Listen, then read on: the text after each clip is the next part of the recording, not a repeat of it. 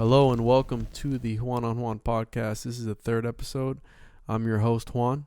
I just had a conversation with one of my best friends, David Rodriguez, and I had him on because I wanted to have two accounts of fathers. You know, we're both fathers, and I wanted really to talk about what fatherhood means and talked about other things as well.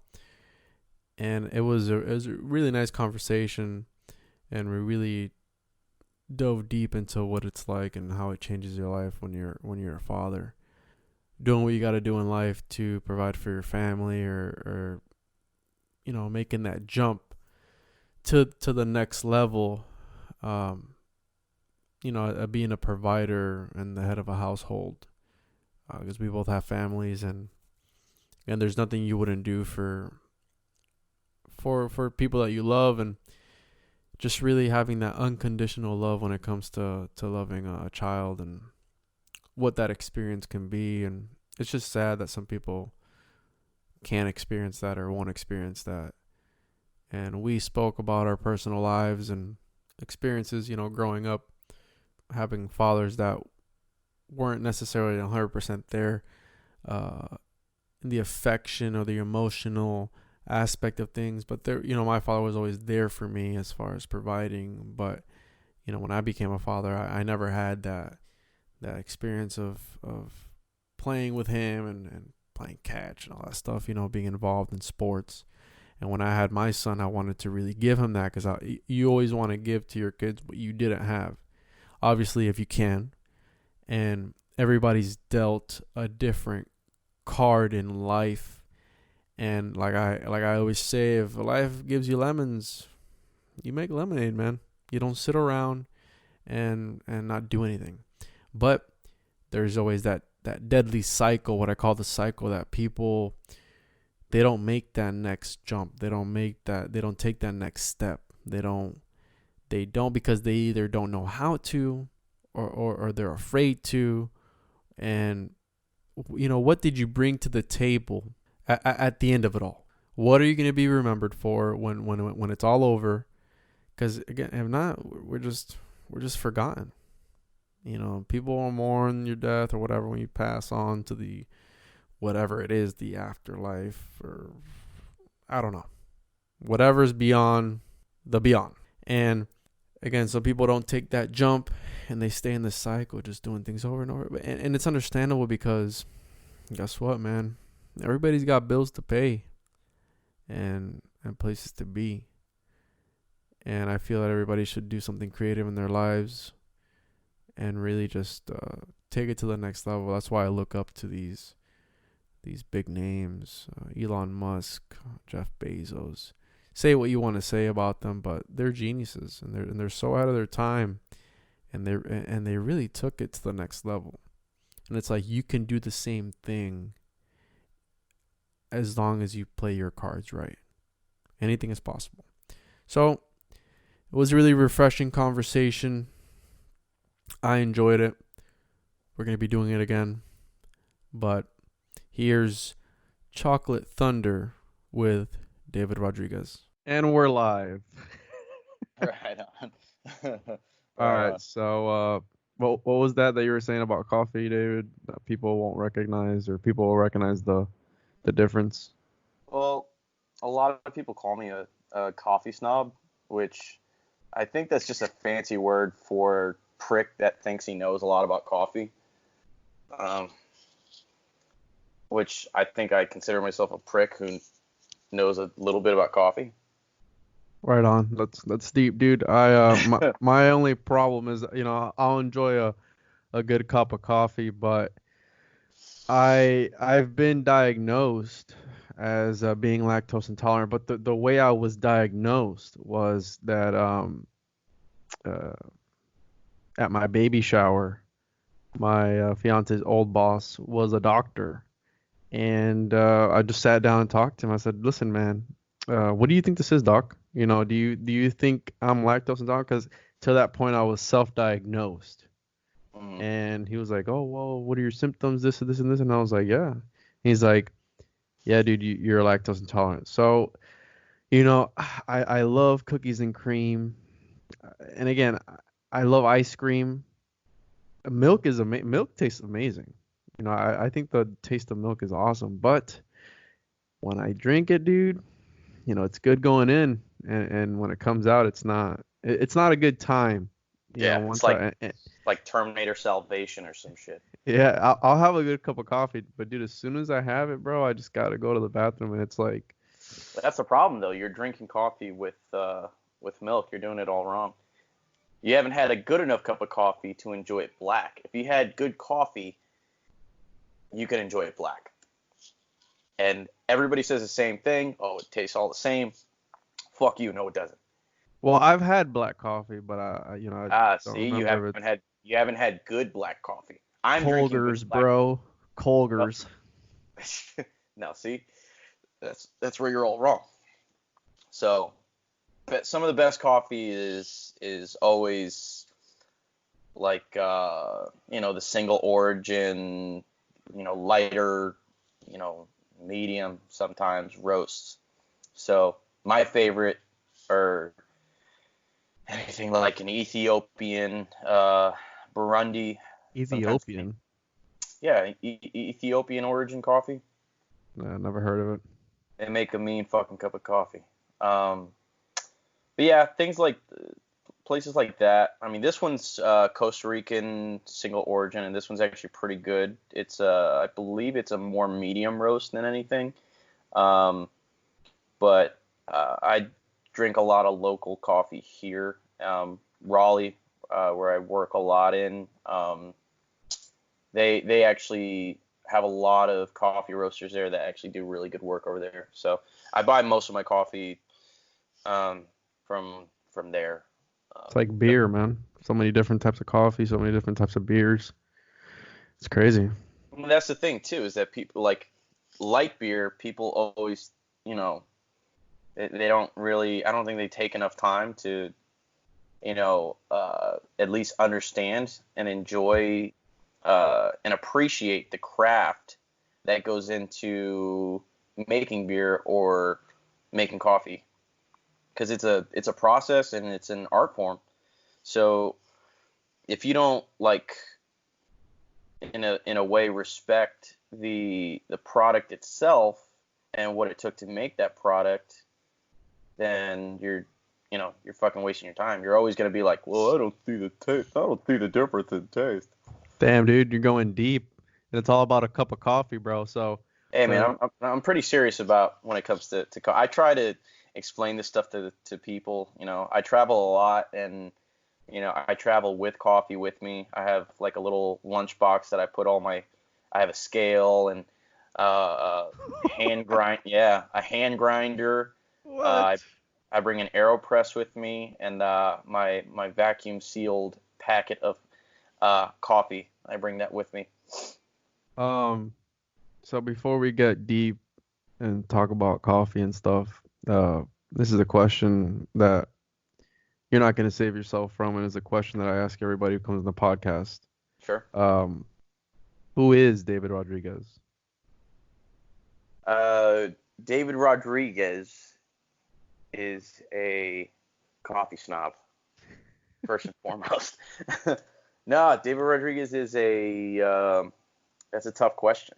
I It think. is. It is. Makes you really look into yourself, dude. Hopefully nobody asks me back because I wouldn't know how to Uh, answer. I think that's hard to explain just because David Rodriguez is a enigma sometimes. It's almost sort of like you don't know.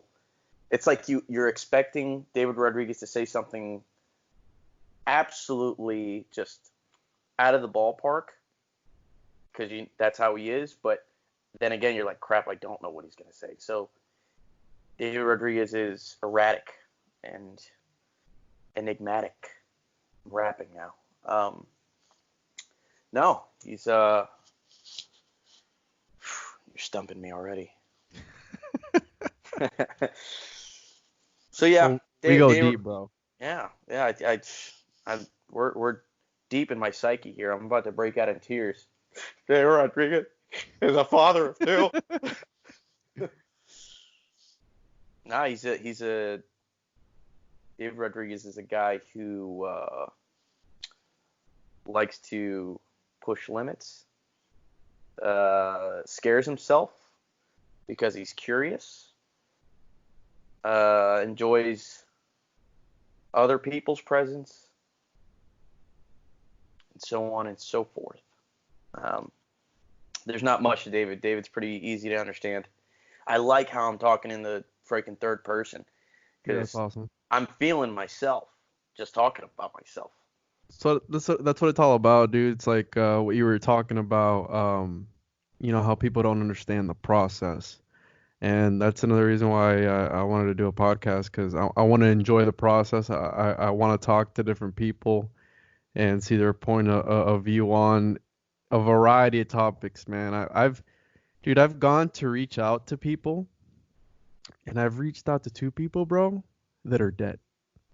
Like, I've come up with their material on the internet, either it be YouTube or whatever, and they're dead, bro. Like, I'll look up like their information, bro, and it's like, oh, so and so died. And one of the freaky ones was that I was looking into this person, and they had so another thing I'm going to talk about on the podcast is esoteric knowledge, and esoteric knowledge is like knowledge that it's specific to us, to a certain degree that you wouldn't really know about it unless you really dove into it and you're like a professional and like a scholar of that knowledge. Sure. So the person that I was going to look for, they had the knowledge about this certain it was almost a cult. And when I went to go reach out to them, I had, Googled them, whatever. We They, already drank the dude, Kool-Aid. they died, but after that, they had come upon um this. They were investigating this pedophile ring in Hollywood, and bro, dead. Looked Wow. into it, dead. And I was like, wait a minute. And man, I feel that, especially with the Jeffrey Epstein stuff, I feel that there's, I have a lot of respect for children, especially being a father, and I know you can relate. And I feel that there's a special place in hell for people who hurt children. And I just can't imagine any, like, you play with your kids, and my son, he's about to be 2, and you play with them and you go, man, who would want to hurt something so precious and so happy? And they, dude, my kid is a psycho, bro. Like he's psychotic, man. And it's little kids stuff. Like we were talking about the other day, how your daughter kept screaming, and I'm Hmm. like, man, it's little kid stuff, and they can annoy the hell out of you, but Yeah. dude, there's I'll nothing you tell wouldn't you. do for them. Yeah, I'll tell you. I mean, sometimes my kids don't even have to do anything. It's just the fact of like when you reflect on kids, you see how easy it is to be a kid and how easy your life is when you're growing up. Not what like before you like once you become an adult, that's it. That's a coach seat in hell before you actually go to hell. If I would have known life was gonna be like this after high school, bro, and like it's like you said, like in hindsight, you're like, man, this sucks. You Yeah, gotta you think you your gotta life be a is in provider. turmoil, Yeah, yeah, you have to be a you know? provider, and Yeah. I know you can relate to this especially because you'll do whatever it takes, especially to provide for, and like me, like dude, if somebody does something, like if somebody were to do something, God forbid, to my kid, Yeah.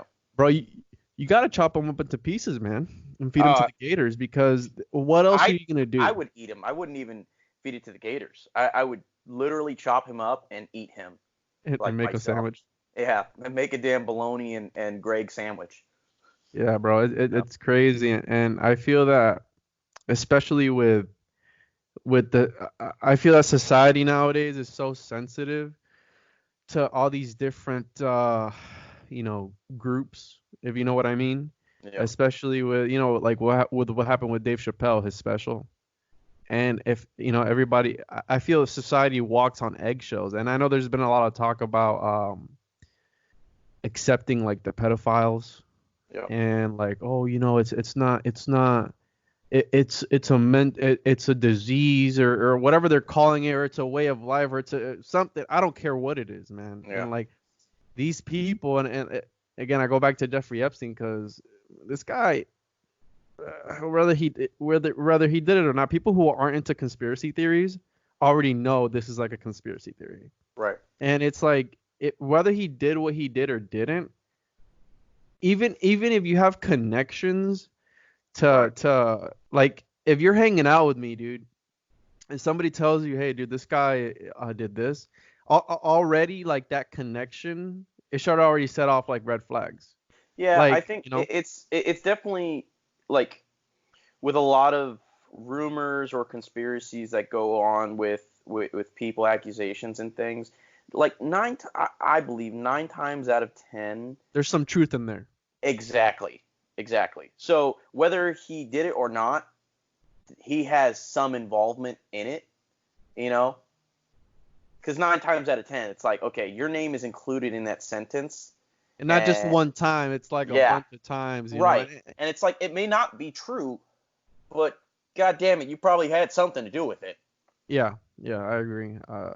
And we're they're accepting, a society's accepting all these nonsense, uh, ideas and lifestyles, and it's like, when is it gonna stop? Because if you make an exception for one group, why can't you make an exception for that other group? And Yeah. and the three groups behind that?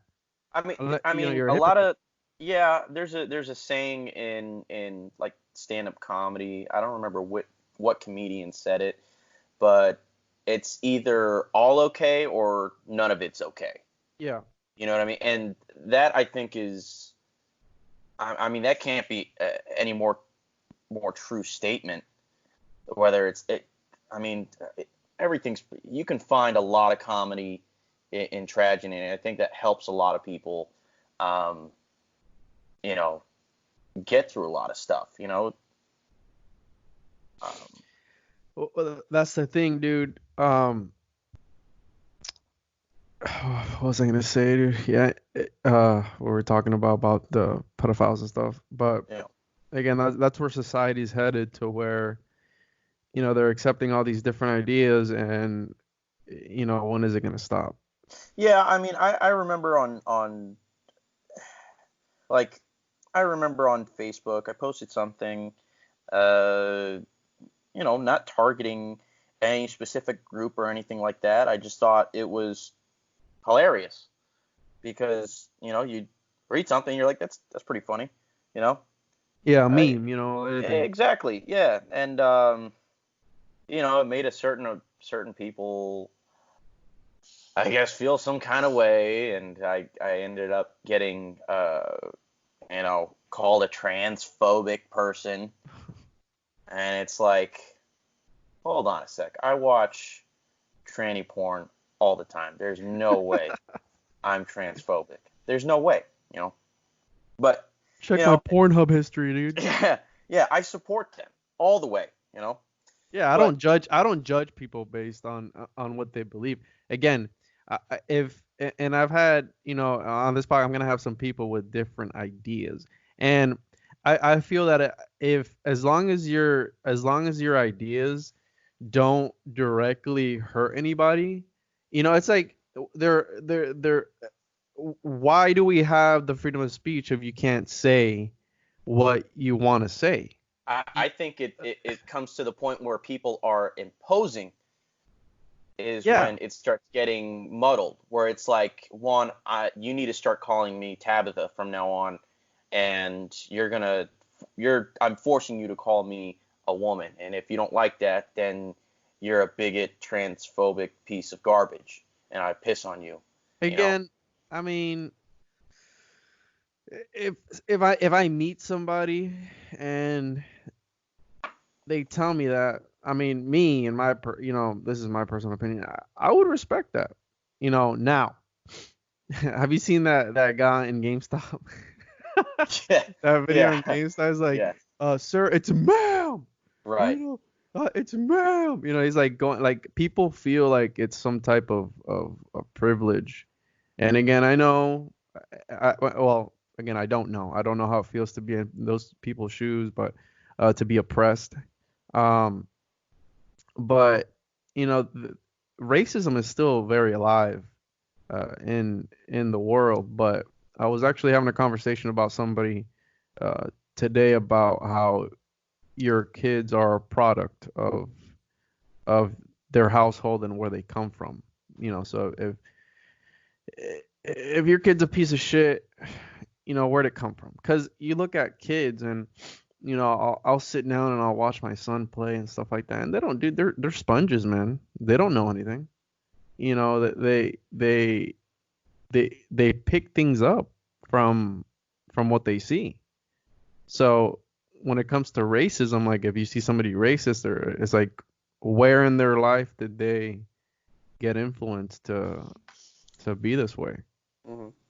And because it had to start somewhere, and it starts in the household, dude. Like there's conditioning that happens from when you're very small to when you grow up, and those things manifest. And again, I mean, there's more. I have, dude, since my son was born, I have not taken him to, and again, I can do this because of my work situation. I take him to work with me every day, dude. I take care of him every single day since the day he was born, dude. I took care of him. Yeah. And I bring him to me with work. Why? Because, and I have issues with my family because of this. Because I feel that is as if I drop him off at a daycare or something like that, one, he can't talk yet. So if they do something to him, he Hmm. can't say anything. Like the other day, dude, it's messed up, but there was a mosquito in my truck, and dude, it was, dude, it ate him up, bro. I felt so bad after, but he was like whining, and Yeah. he's like, I'm like, well, what's going on, Papa? What's happening?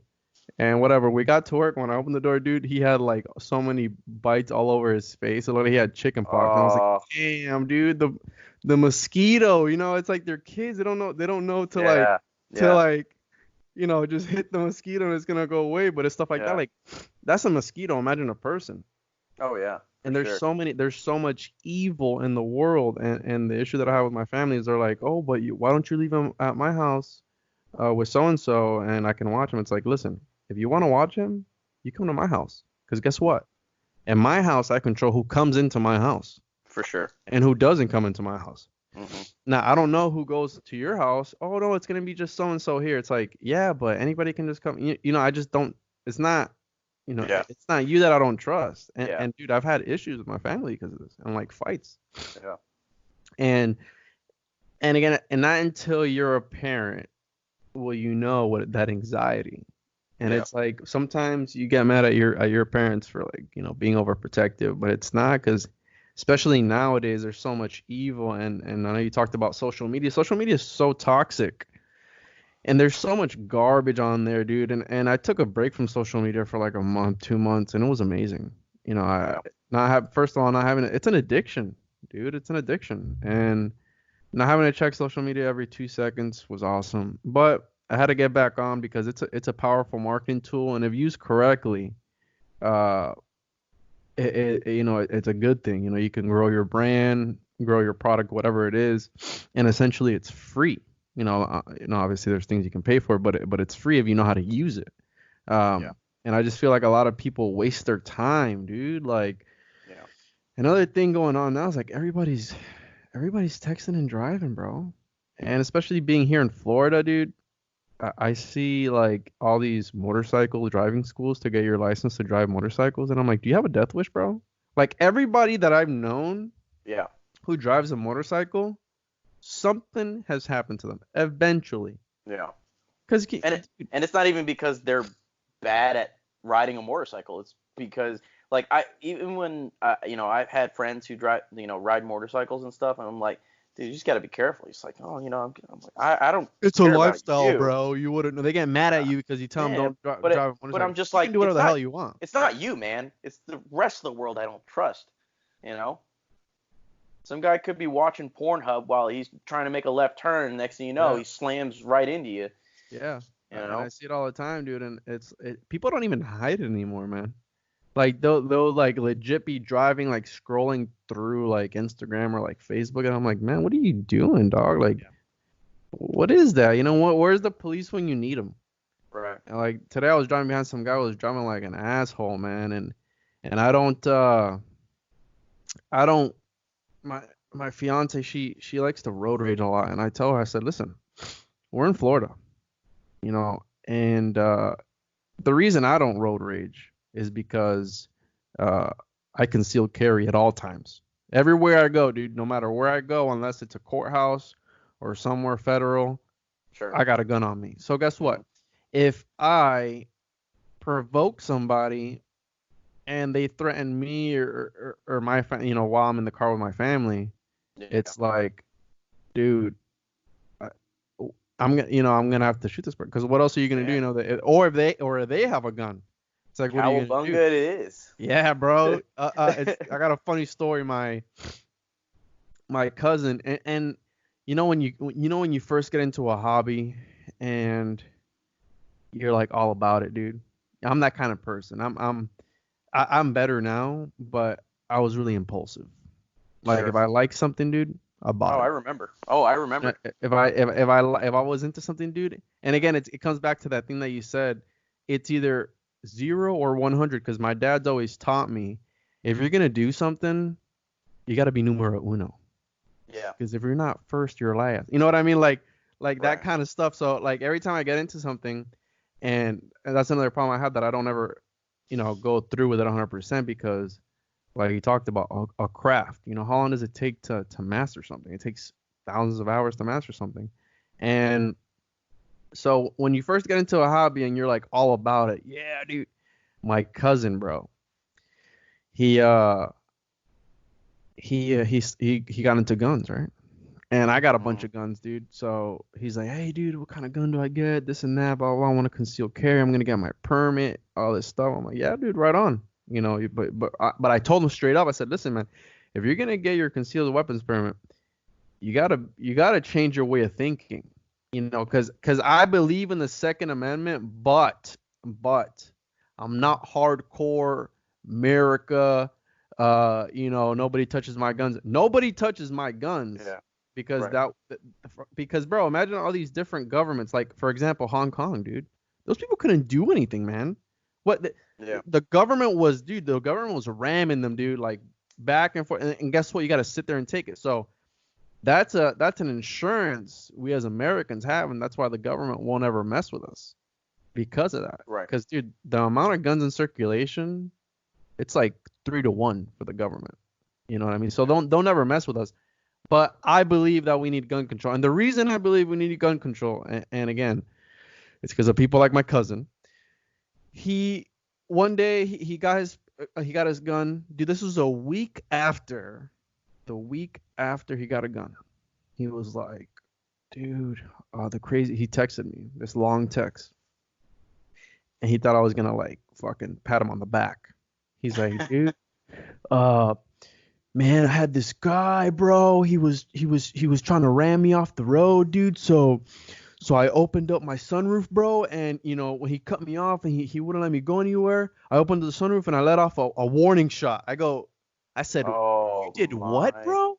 He's like, yeah, I let off a warning shot, dude, because uh, I had his girlfriend at the time and her kid in the car, bro.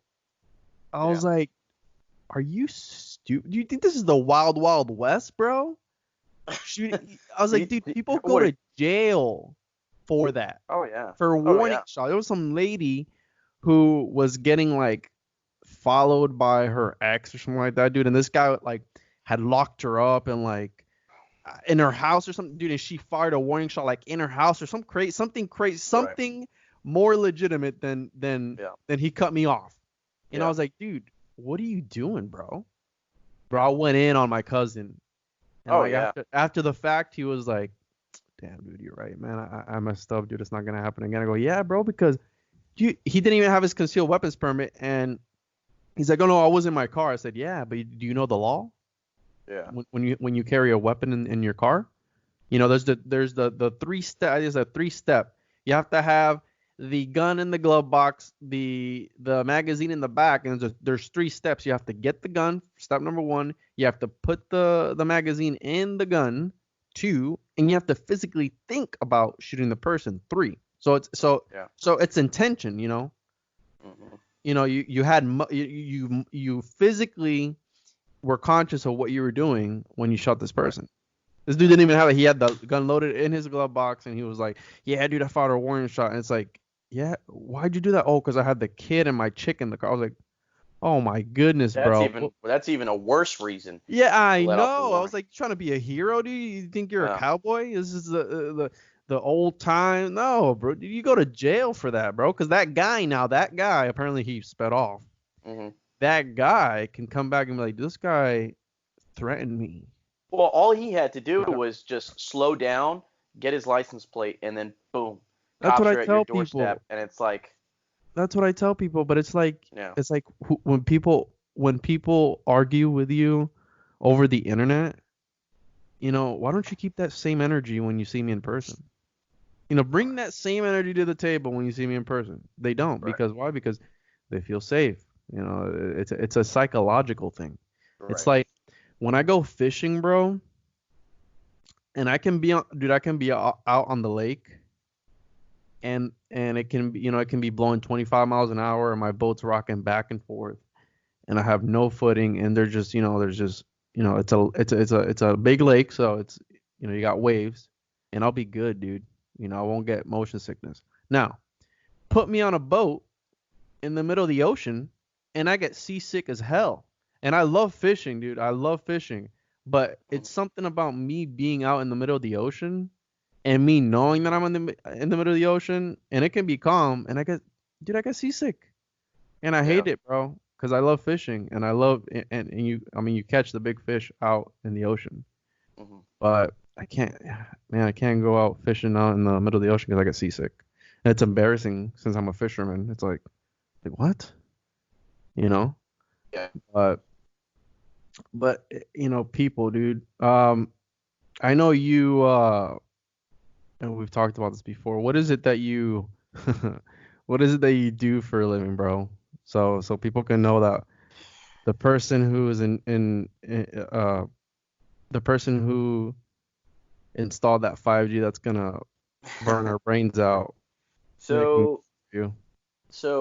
I have a real attraction to kind of I forgot you intense. skydive. Yeah. I have a attraction to really intense or cool jobs. So one of my first jobs, um, you know, big musician, so I worked at Guitar Center for a little bit, had a lot of fun there, met some You actually got celebrities. me into guitar playing, dude. That's right, yeah, and you still play, which is great, Yeah. you know. So I worked at Guitar Center for a little bit, met some cool people, met some celebrities. Remember that one time we got tickets from Kevin Scaff, that was crazy, dude. I still have those tickets. dude, I bumped into him before I left Florida. He was walking his dog in Winter Park. Really? Oh, he lives here? Yeah, yeah, he lives in Winter Park, dude. Oh, nice. Yeah. He was walking by, and I was eating a fantastic donut with my fiance and my daughters, and I see this dude, you know, walking his poodle, and I'm like, "What's, what's up, bro? What's up, man?" It's like, who And the hell is he's, this fucking guy? well, he remembered me because I was like, "Hey, man, how's your?" Because I used to sell him Les Pauls and all this stuff, and I was like, "Hey, how's how the Les Pauls treating you?" And you know, uh, he's like, yeah, it's good, man. I'm still playing. I'm like, cool. It's cool, geeking out, of course, because, For the people who don't know, that's the guitarist for A Day to Remember, and they've blown up, dude. oh, dude, They've they're, really come a they're, long way. I mean, they're, you know, superstars, you know, one of the biggest bands out there, you know. Yeah, it's crazy. So, yeah, I mean, what's crazy is I sat in that guy's car the first time the first time I met him. I like he came in the Orlando store and he was looking at some pedals and I'm like, I don't know, remember what I was doing. I'm walking somewhere and I see this dude just standing there. I was like, "Holy Moses. That's freaking Kevin Scaff." So I come over and talk to him, and I'm like, hey, man, you're Kevin Scaff, bro. You're Kevin Scaff, man. And I have a day to remember tattoo on my chest. So I was like, yeah, dude, look at my chest. And he's like, hey, man, that's really cool. And he was like, hey, you want to go listen to some new tracks in my car?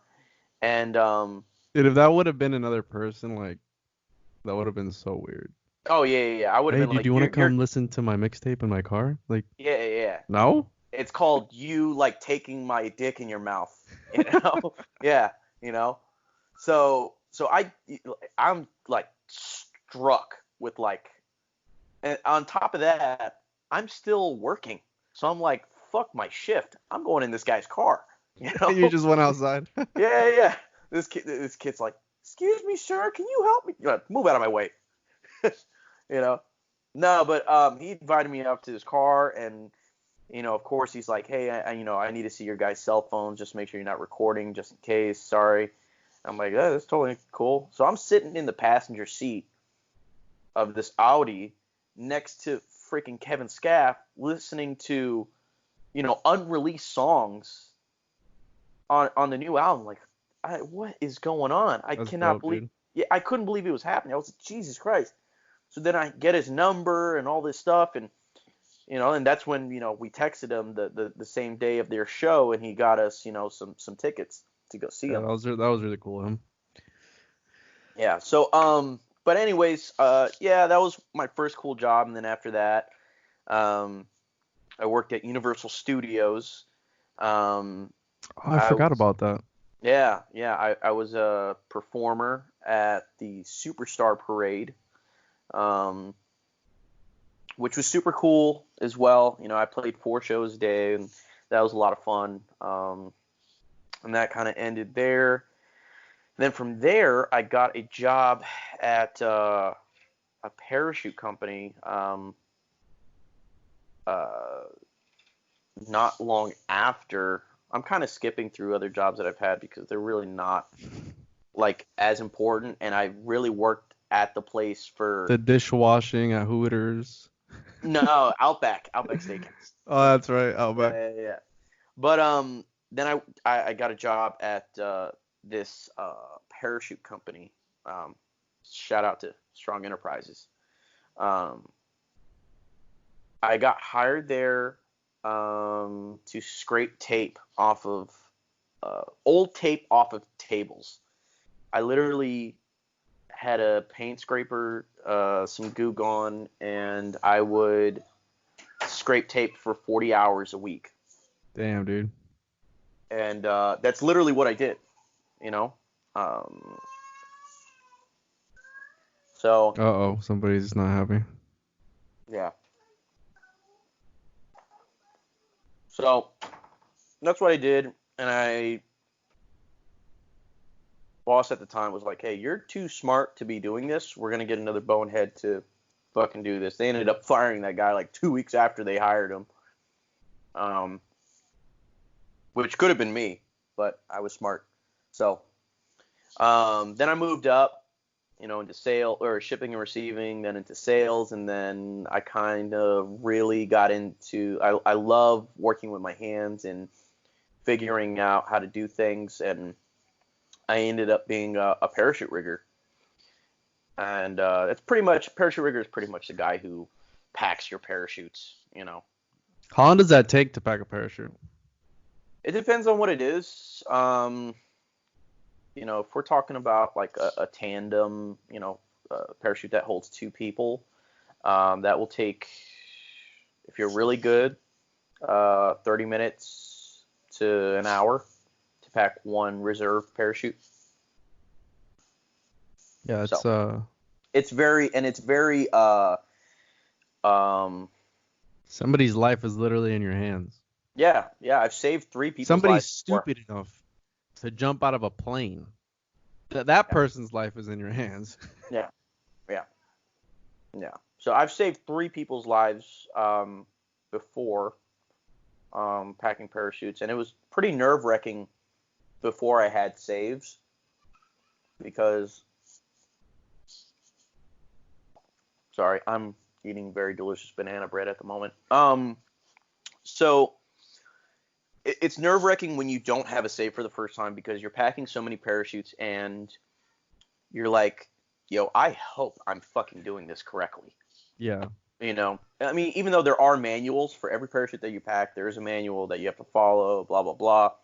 But like anything, sometimes shit just goes wrong. You know what I mean? You could be the best driver in the world and something can just fucking go wrong. Your tire will pop, you'll spin out of control, and then boom, you're dead. Especially when you're jumping out of a plane. Yes. No reason. But again, it's one of those things where it's one out of a million, you know. But it was a nerve-wracking job because I packed so many parachutes for people around the country, around the world, you know, you name it, you know, Ireland, Switzerland, a bunch of different places. And finally, when I had my first save, you know, we get the call like, hey, there was a malfunction. And I was like, first question out of my mouth, who packed it? And they send it in, and there's a card that you have to sign every time you pack a parachute. I'm like, yo, I just saved 2 people's lives. That's crazy, dude. And it felt so good. Like, it felt really, really good. I was like, holy shit, I'm a commando, you know? Something so small. It's like, Oh, I talk to people about that all the time, about how, you know, some people don't have, we've talked about this, fulfillment in their lives, so that every little thing, every little accomplishment, like it's big for them. You know, you'll have people who post, and people post a lot of garbage on social media, but they'll post every little thing in their life. Yeah. And it's like they want a pat on the back because of it. It's like, Yeah. like, oh, got my first credit card. It's like, dude, welcome to adulthood, man. But just make sure that you don't run yourself into debt. Yeah. You know, so easy. Right. So, yeah, I mean, I had a really good career. I was, 24 or 23-year-old senior parachute rigger for about 3 years with all 3 ratings, which is incredibly hard to find. There's 3 ratings to a parachute rigger, which are the ratings are pretty much where the parachute is located. So you have the parachute on the back, which is the most common one, the parachute in the seat, which is where you sit on the parachute itself, and then one in the like chest. A plane? Exactly, yeah. You guys did like for the Air Force stuff? Like the Army? We've done military contracts. I'm not gonna say which ones. ISIS. Classified. Anyways, we're not proud of that one, but yeah, do what you gotta do to feed your family. No. They didn't. No, I mean we've worked with Strong Enterprises has worked with a few different militaries, done a few contracts. Like I said, I won't say any names per se because that's their business, and you know I don't want to give away anything. I don't know if they want it to stay confidential or not. Yeah. I only say that because I the time that I was working there, I exchanged emails with a certain military air force of a certain country, and I was talking to a 4-star general. I think he was a 4-star general. And I made the mistake of, we're emailing back and forth, and I'm like, okay, well, these parachutes should arrive at this date, General, and I just get one sentence back: don't use General. I'm like, oh damn. I'm like, felt oh god, stupid as hell after that. Yeah, I was like, oh, I'm so sorry about that, General. Damn it. It's ma'am. Yeah. So, so there's that, and then there's a chest reserve, which again, that's the most common for military application. You'll see a lot of military jumps done with a chest reserve, which is pretty much they'll have the parachute in front of them. So there's those 3 ratings. The most common type of parachute riggers you'll see are ones that only have like 1 or 2 ratings. just because not all of those parachutes are easily accessible, and but since I worked at a parachute manufacturer, I was able to get all three, which again is it's super hard to find like a person my age who has all three ratings and is able to do the things that I was able to do, which was repair parachutes, repair harnesses, pretty much build stuff from scratch, repairing things and all that nonsense. So I had a really good time doing that. And then, I'm kind of sort of in a limbo where I'm just like, where am I going? Kind of just not really seeing any sort of new avenue, starting to fall into, sort of like, I call that the cycle. When people they want to do something with their life, yeah, but they don't do it because either they don't know how to do it or they don't know where to start or something. Right. And people just, dude, they just go into that zombie mode. Just, you got bills to pay, so it's like, oh, I'm just gonna stay here. I'm just Right. gonna conform Right. and stay here. And that's a dangerous thing because Yeah. you don't do what you set out to do. And I mean, not saying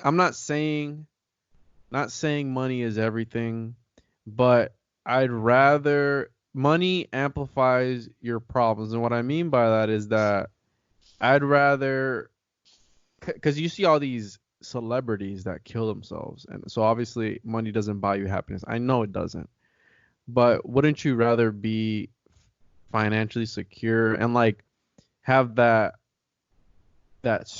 stress not on you versus if you're like if you're broke and you don't have a job or something like that and you're just like you don't know what to do, that'll drive somebody matter quicker. It's like, but then you see all these people who are rich, Right. and they kill themselves either way. It's like, come on, dude, like, you're already a step ahead, Yeah, most of the time it's because they know too much.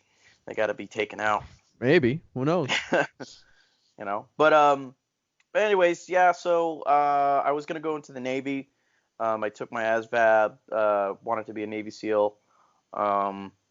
Started, I bought, Navy SEAL workout books. I'm going to the gym and studying and doing all this stuff. I'm just like, fuck Florida. I would be a Navy SEAL, because again, I'm one of those people that just like, I want to do something. If I'm going to do something that, if I say I'm going to do it, then, I'm going to go fucking do it, and then I don't know. I thought, I guess I thought it was like the universe kind of trying to tell me something, where I got a job offer in North Carolina, working on cell towers or tower climbing. And again, at the time I didn't know if I was afraid of heights. I didn't know if I'd be any good at it. I'm afraid of heights. Yeah. Well, I didn't know at the time. And so I go visit my fiance's brother. And he's like, "Oh, dude, I got you an interview. No problem. I got you an interview tomorrow." I'm like, "Shit. Okay." And so I go there. Guy's like, "Are you afraid of heights?" I'm like, "No." In my head, I'm like, "I hope not." Did you not look at your resume, dude? Like, I don't understand how this guy. Well, I'll tell you about the tower industry when I'm done with this, which will explain why that your resume really does not fucking matter. So I get hired on the spot, and I go back to Florida. I start looking at videos, tower climbing, and I'm like, oh, I guess that's not that bad. I thought I'd be changing light bulbs. There's some videos of these dudes just literally climbing up to the top, changing a light bulb, and then they come down. I didn't know it was like cell service that That's the first thing I asked you. I was like, what do you change the Because I always look up at those towers and I see the lights flash. I'm like, man, I'd hate to be that guy that has to literally go up there and change that bulb. Oh man. And I Yeah. just recently, I don't know what, I don't know, dude. Like I was up in the Smoky Mountains for vacation, like I told you, and it's beautiful out there, but it's like you look down, man, and it's oof. I was like, "Man, that's a long fall." But I don't know where my fear of heights started, dude. I mean, I don't know. Well, I'll tell you, it's when You're at the interview. What happens at the interview? so he asked me if I'm afraid of heights, and I'm like, oh, yeah, no, no. In my head, I'm like, Jesus Christ, I sure hope not, because I already put in my 2 weeks at my job. You know? So, uh, I get the job and head back to Florida, and I start prepping my family for this big move. 8 hours from Orlando, or 8, 9 hours from Orlando, and Is that North Carolina or South Carolina? North Carolina, Charlotte, North Carolina. Well, I live in Matthews actually, which is, you piss over the line and you're in, Yeah. Charlotte. So I make the move out there by myself first, just because I wanted to, look for a place for them and all this stuff, and get everything kind of ready for the family to move up. And so I'm working already for 2 months up there by myself, staying at my brother-in-law's place, and uh, I climb, and it's like I think like any kind of weird profession like that, there's certain it takes a certain kind of people. There's definitely a community, a very specific community, to these kind of professions. So like parachute riggers, they're they're their own kind of people. So tower climbers are definitely their own kind of people. Um, Takes a certain type of human being to go, what, 300 feet up in the air? yes, you really have to not give a shit. Yeah, it's crazy, dude. Yeah. So the highest I've climbed has been 350 feet, um, which honestly wasn't too bad. Um, I thought like the first time I would climb that high would suck, but this one was actually not bad. Um, but you get used to it. So I mean, I can't tell you how many towers I've climbed, or how many towers I've even been on. You just get accustomed to it. I will say that the first time, for every site that I do, and site is pretty basically, every job that we go to, um, I get a funny feeling in my stomach, I guess, first day. And I guess it's just me mentally kind of getting situated in that tower, you know. Well, because you know that people have died, and it's like what you were telling me, they die because they're lazy. It's more complacency, a lot of the times people, the you know, the more older veterans, those are the ones who die. You never hear in the news about, a new tower climber, or what we call green, a green hand. You'll never hear about green guys ever dying. It's always the veterans that die. And it's because of complacency. They think they're hot shit and they end up getting killed, you know? Um, That would suck, bro. That's one of the deaths, like that and drowning. yeah. I think would be like, can you imagine when somebody drowns, like their lungs literally collapse Well, and they feel it? I'd rather fall off the tower than drown, if we're being honest. Well, I mean, that's like, who would you rather have, Hillary Clinton or Donald Trump? You know, still both pretty bad, but we got to pick one. If Donald Trump is a tower, i.e. Trump Towers, yeah, I would let him fuck me rigorously. So, so what I didn't know that you told me, and again, the title to this episode, people are probably going to be wondering what the hell that is. But what I didn't know was that once you're up on the tower, dude, you're up on the tower for how many hours a day? A typical, and this depends on like the season, because obviously when the sun goes down, most people will climb down, and it's like you can't really do much work when there's, when it's nighttime. Some people can, but we don't.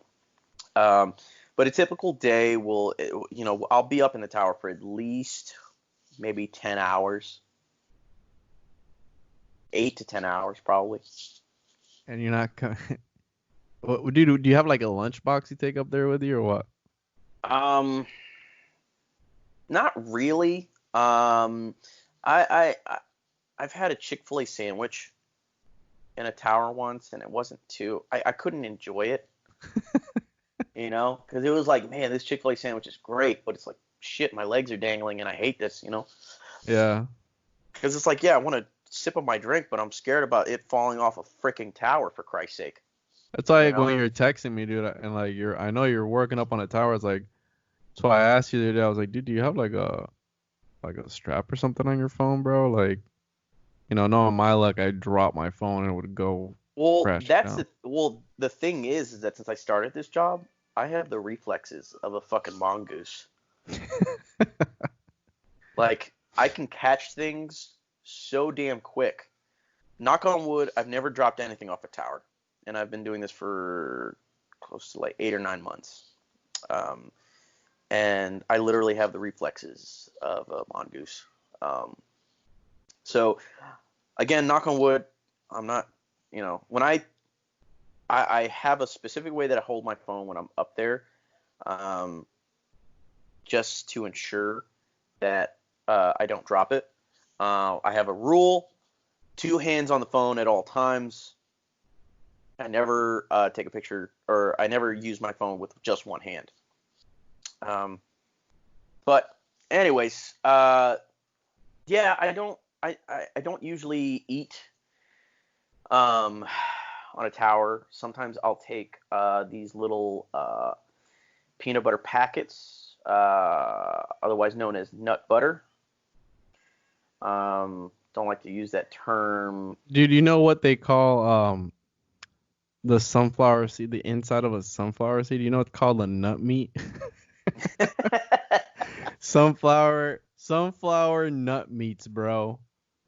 I got a packet of them not too long ago, and my fiance was next to me. I'll go vegan at that point. Yeah, I was like, man. She's like, what are those? And I was just like, I've always eaten them. I'm like, oh, it's sunflower seeds. And I read it, and I'm like, oh, their scientific term for this is sunflower nut meat. It's like, yeah, I'm eating some nut meat, dog. Yeah, so I'll take some packets up with me just so I have something dense in my stomach. But usually I don't. I'll just take a water bottle, Gatorade with me, just to stay hydrated. But yeah, for the most part, I don't eat up there. David, when you're up there, so you got guys that they'll be up there. When you gotta go to the bathroom, bro, like, how is that? Like, you're not gonna climb down 300 feet. No. Some guy. I mean, it's some guys. I mean, okay. Some guys have no problem climbing down and going to a near gas station, taking a shit, and call me back up or whatever. Very rarely does that happen. Most of the time, so we have terms that we use in the tower industry. They're more like slang terms per se. So when you accidentally drop something off a tower and you know that you dropped it, you're supposed to yell headache as loud as you can. Yeah, because I hear a wrench coming up from 300 feet up in the air down to the ground and probably hurts like hell if it hits you. Oh, right. So You're you want to dead. you want to give that person, especially if it's a heavy thing, you're gonna yell headache as loud as you can to warn that person.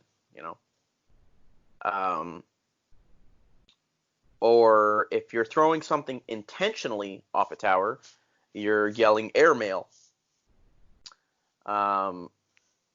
If you're clipping something onto a rope, and letting the rope guide that thing off the tower, that's a hot line. So you're going to watch the thing slide down the rope all the way to the ground. So those are kind of the slang terms. For bathrooms,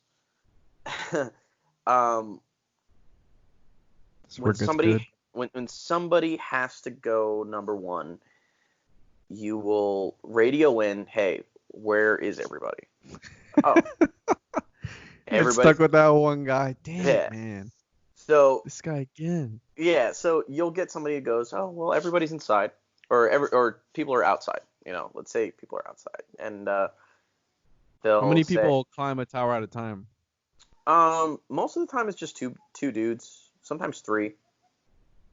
So you'll radio in like, all right, well, yellow rain, so everybody go indoors or get away from the tower. And yellow rain, I mean, it's pretty self-explanatory what yellow rain is. It's pretty much whipping your dick out and taking a piss off a tower. What the hell, dude? And that is it, if you don't have a water bottle available, because a lot of times dudes will also piss in a bottle. The only shitty part is that they'll also throw the bottle off the tower. That's so messed up, dude. Yeah. So, and it's funny too because when we'll watch the bottle like leave the tower and just explode on the ground. That's how brush fires are started. That's how the brush fire in Australia got started, man. Yeah. So, so we have that term for number one, and sure the obvious question is what is the term for number two? And again, this is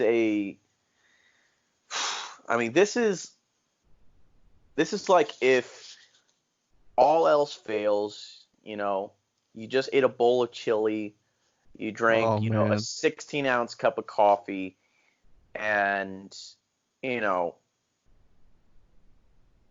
have to take a shit. Your stomach's cramping up, dude. You just got done eating that taquito from 7-Eleven. Yes. You're like, damn, son. I'm at the very top. Right. You had like 14 Eggo waffles for breakfast, This is in dire emergency. I have not seen this happen, and I have not done it myself, but I do know it does exist in the community. So in case of an emergency... I looked it up, by the way.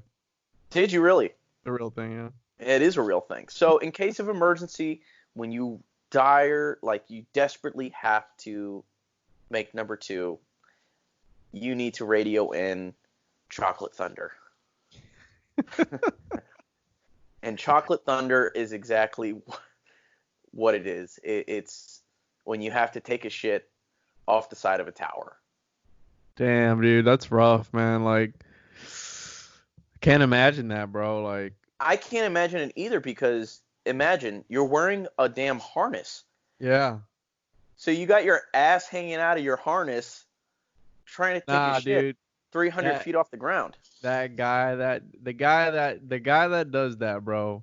This special human being. This guy, he got pants specifically made for that. So he's got a zipper in his ass, bro.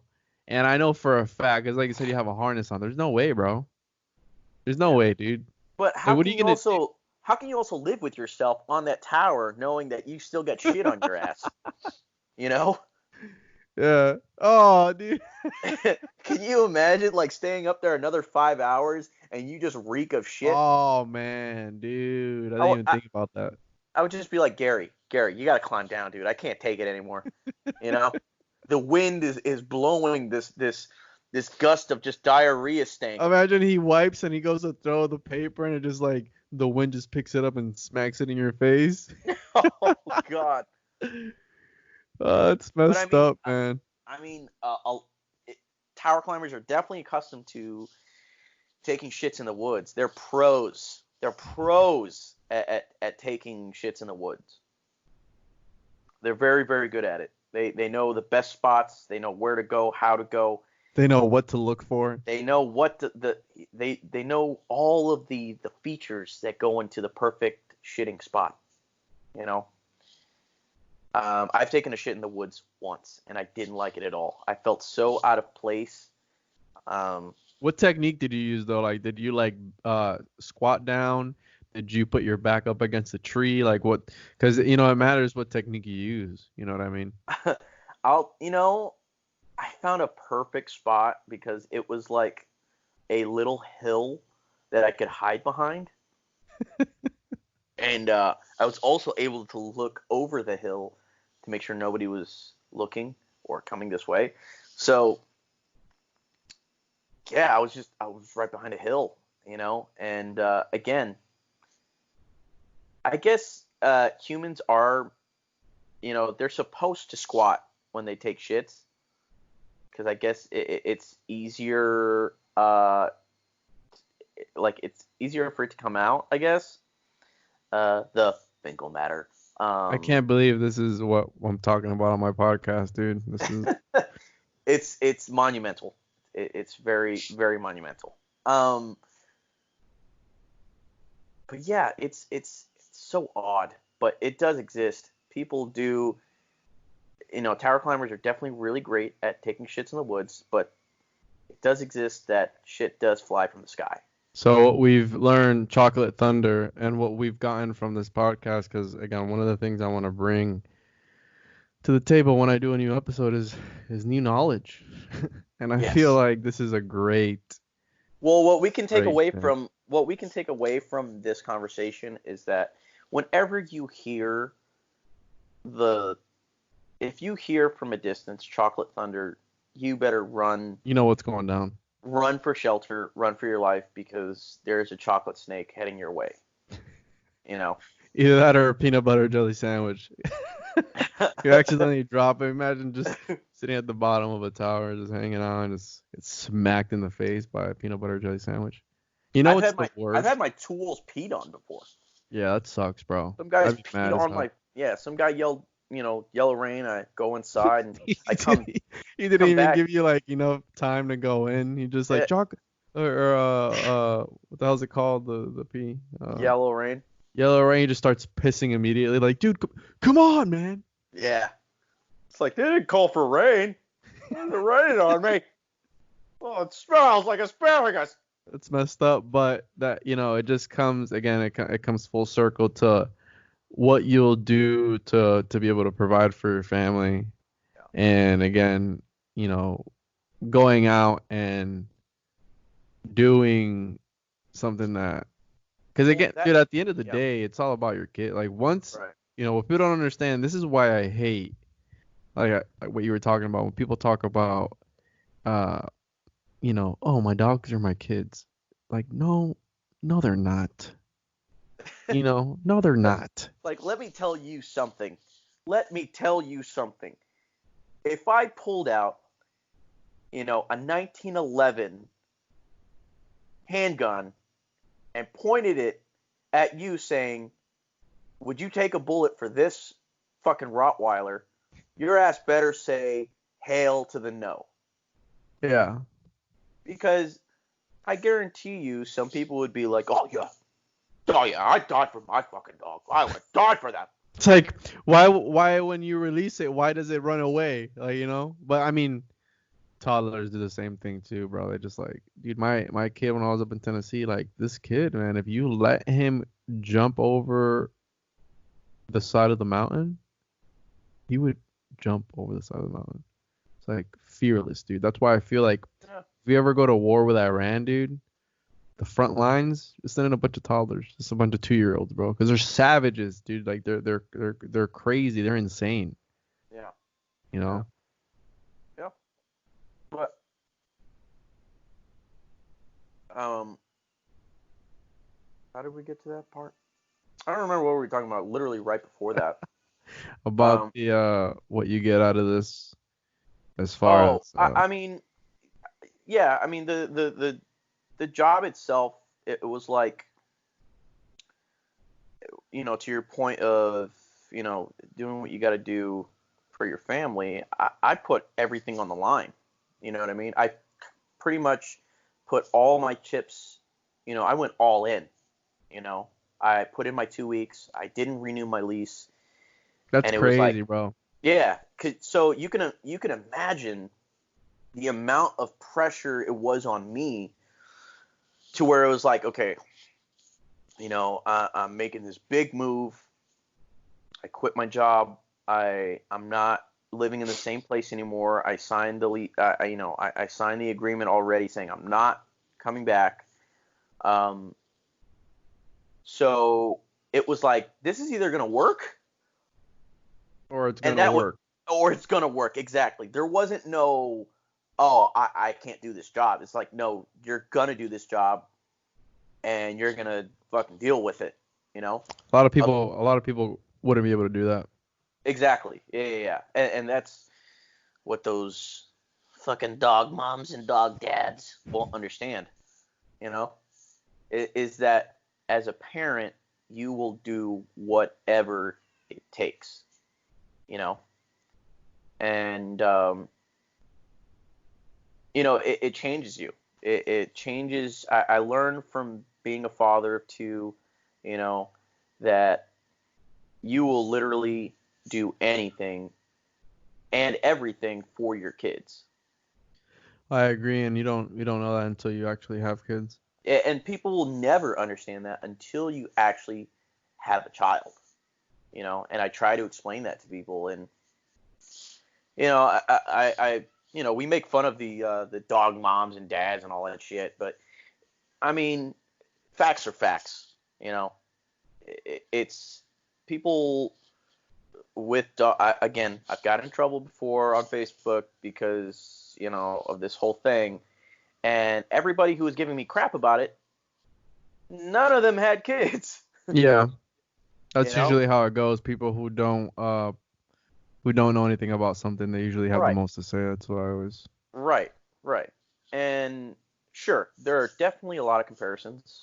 I know we're going off on a tangent with this whole dog mom and dad thing, but I think it's really important that pet owners understand it is not, and I repeat, it will never, ever be the same as fucking having a kid.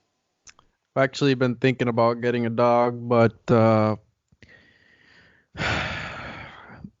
dude, I already have a puppy. You know, my puppy's my son. Cause I can't imagine having a dog, like having a puppy right now, and Yeah, having a toddler like this. It's yeah.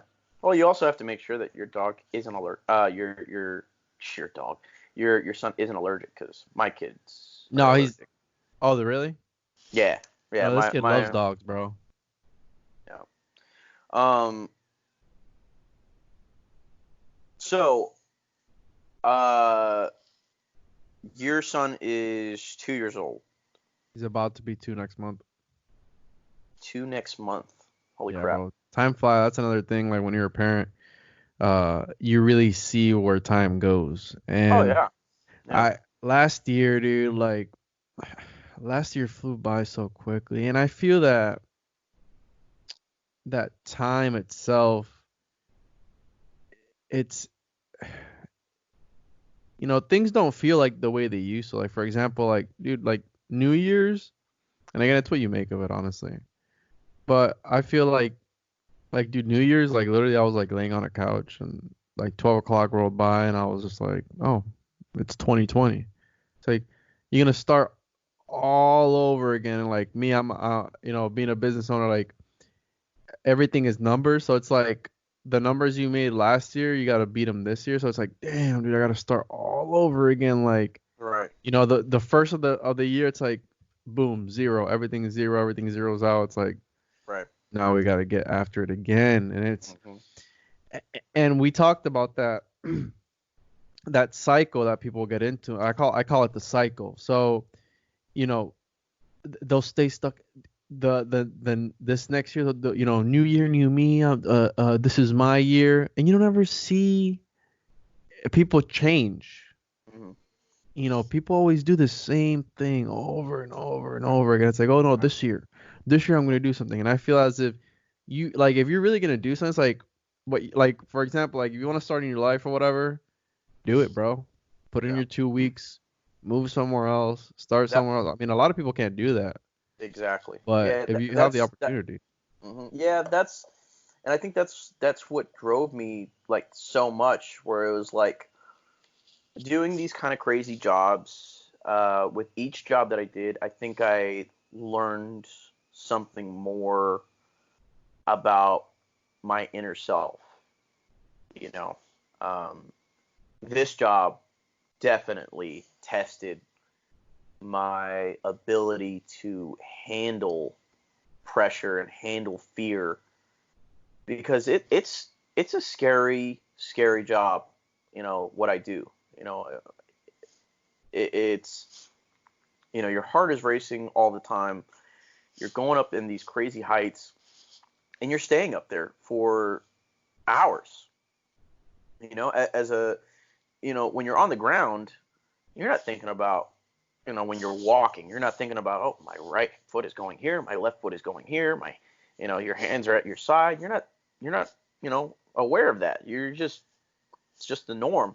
But when you're on a tower, you're so much laser focus, because you're like, is this secure? Where the hell are my hands? My foot needs to go here. Can this thing support me?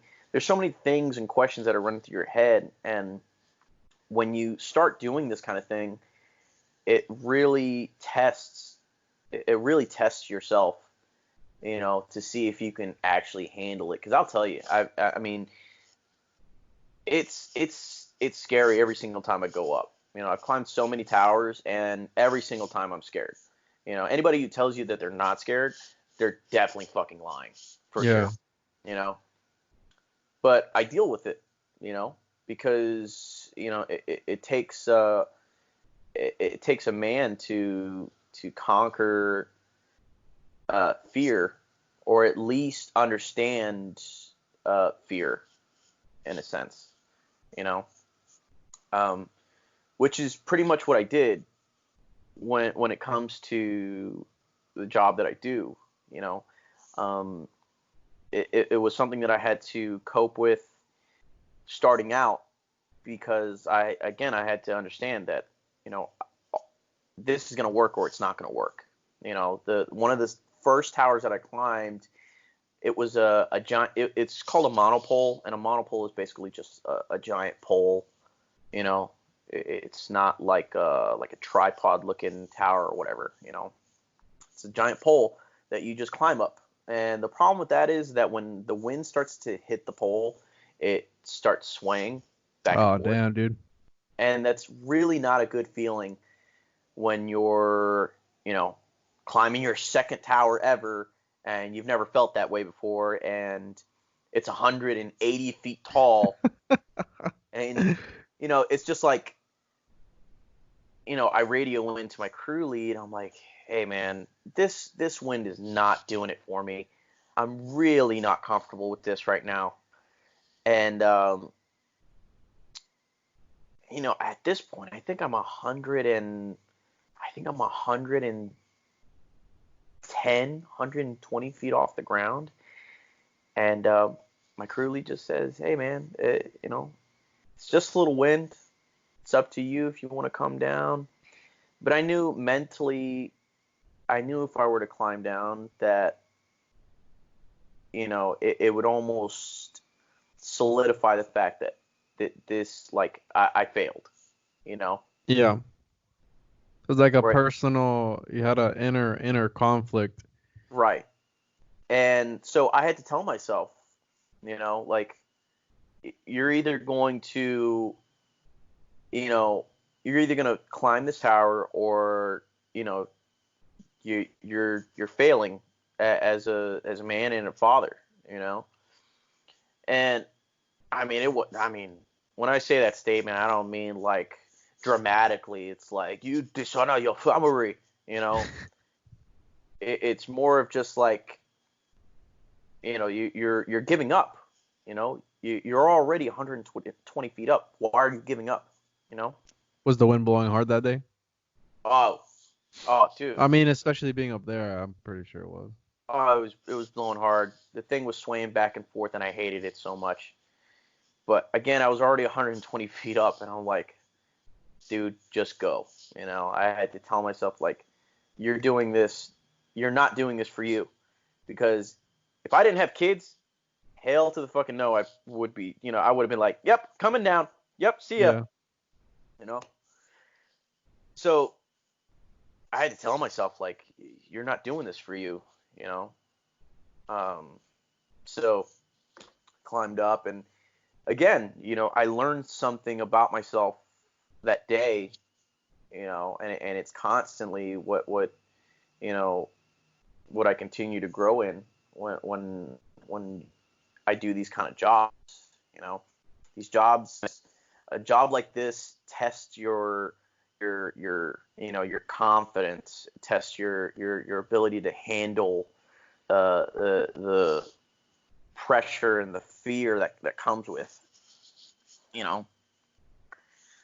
So it's pretty deep, bro. But again, it comes full circle. You just gotta do what you gotta do, and yeah. That's what it comes down to. It's what are you willing to do to provide, as a father. Being a father, in my opinion, is one of the hardest things a person can do. Well, I really liked your nails today, bro. And I sent it to my girl, and she was like, "Oh, you see, they say that girls soften you up." And I was like, when I first found out, did I say about the time I almost not that one time, the time that I almost missed my son's birth, bro. Really? Yeah, bro. So you know how it is where they start getting those pains and stuff like that, and they have to walk to make to induce labor or whatever. Mm-hmm. We had stayed up late that night because she had started having the contractions, and I was exhausted, and I don't remember. Sometimes, like, when you're sleepy, you don't remember what's going on. Apparently, she woke up in the middle of the night. It was like 3 or 4 in the morning. She was like, "Hey, we have to go. I can't take it anymore. They're 5 minutes apart, and we have to go." And dude, I kept sleeping, bro. And yeah, so this was down there. Her mom was staying with us down in Miami, and she had her mom take her to the hospital. And the only reason I woke up, dude, was because she was so mad. She left all the lights on and she turned off the AC. So, dude, I'm like, I'm sleeping, bro. That And was smart as hell. Yeah, I wake up, dude. I'm drenched, so I'm like, what the hell's going on? And like, she's gone. I have like a bunch of missed calls. Some text, bro. She was so mad. She was like, "Oh, don't even show up. Blah blah blah. If you missed it," like, she was so mad, dude.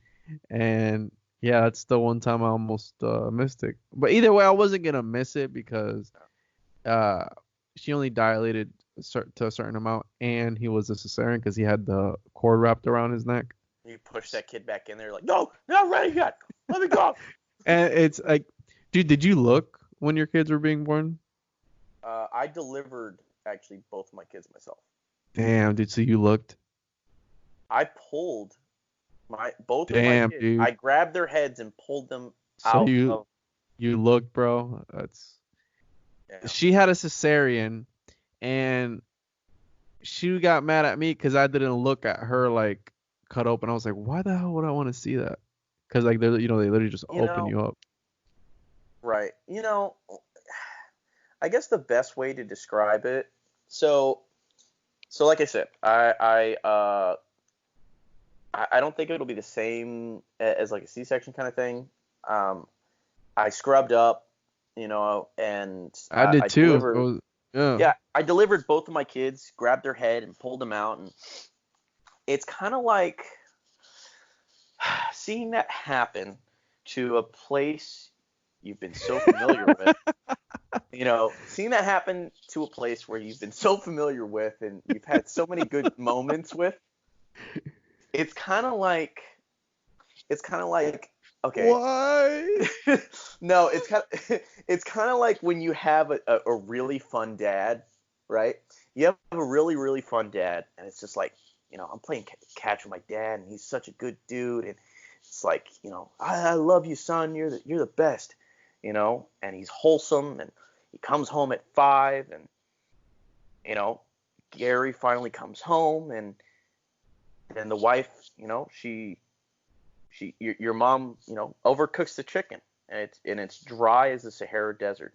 And then finally your dad snaps. And he goes, "Honey, what is this shit?" and starts beating the hell out of her in front of you. Starts beating the hell out of her with a candlestick or whatever the case may be. And now you look at your dad and you're like, I can't look at you the same anymore. I think that's the best representation I think I can give of childbirth as far as the vagina goes. David, you couldn't have used the better analogy. I don't think that's pretty much how it is. It's just like, I love you, Dad. You're the greatest. I can't look at you the same anymore because all I see is your rage, just beating the shit out of my mom. So now I can't look at you the same. So you're looking at it, it's like it's over 9,000. Yeah. You see its true form. Yes. So now it's like every time you visit down there, it's like, you're not the same. Well, that's the thing. I know the real you. Yeah, I was actually talking to my fiance about that. We were watching. I forgot what the hell we were watching. We were watching something on TV, and it's like, when do you choose? She was like, when do you choose to become a gynecologist? Like, but I mean, I can understand it from the woman's perspective, because obviously, feminism, whatever, and women have that part. I can understand. I was like, babe, aren't they mostly women? Because a woman wants a woman. And she's like, no, there's a lot of them who are guys, and I'm like, man.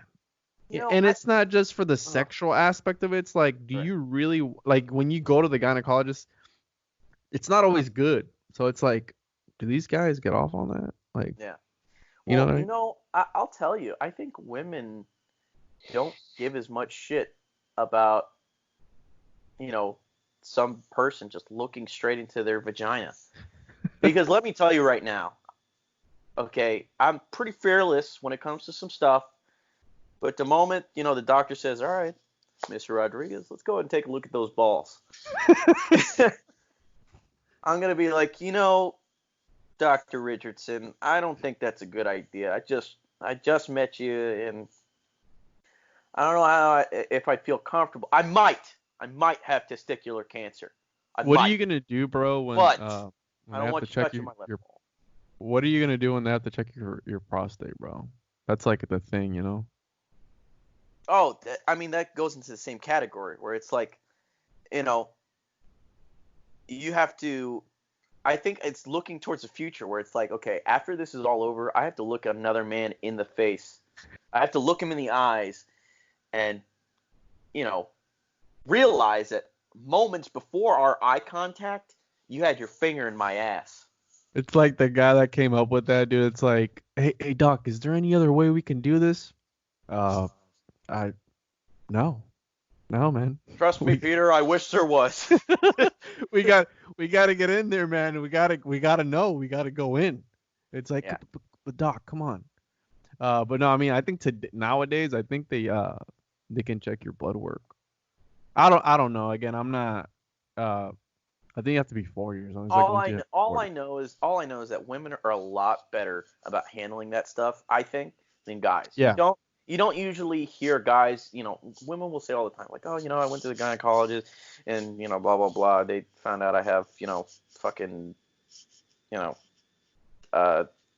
flowers in my ovaries, whatever, but you never hear guys going like, yeah, I just visited the, the doctor. He, balls checked out okay, or the balls are a-okay. Yeah, exactly. Like left and righty, they're all good. The Wright brothers. Yeah, dude, it's life is crazy. So your son was born in 2000 and what? 15? No, not 15. 16. Bro. 17? Don't ask me. I don't remember. I don't remember. So he's about to be 2. So he was born not 19. I think it was 18. 1983, somewhere around there. Yeah, somewhere around there, dude. Don't ask me. I'm so bad with birthdays, dude. It's how did you feel when you found out? When I found out what? That you were, gonna be a father. I mean, I didn't know how to feel. Like I wanted to. I mean, I didn't. It's not like I had a bad childhood, but my father was never the one to really like the affectionate type. He's more now, because my dad was diagnosed with MS, and I don't know what that is. Multiple sclerosis. What the hell is that? So it's an autoimmune disease that your nerves attack themselves. So what'll happen is, and again, there's different types of MS, and it affects people differently. Mind you, there's no cure for MS. Wow. And the messed up thing about all this is that there's no cure for it. So you're on a medication for the rest of your life. Either I think they do pills. You either do a pill or you do an injection, and you're on it for once a day for the rest of your life. You're on it. The messed up part about it, and this is why I feel that the government uses all these things and they benefit from it, like big pharma, like it's multi-trillion-dollar industry, bro. A 30-day supply of the medication he takes is like $30,000.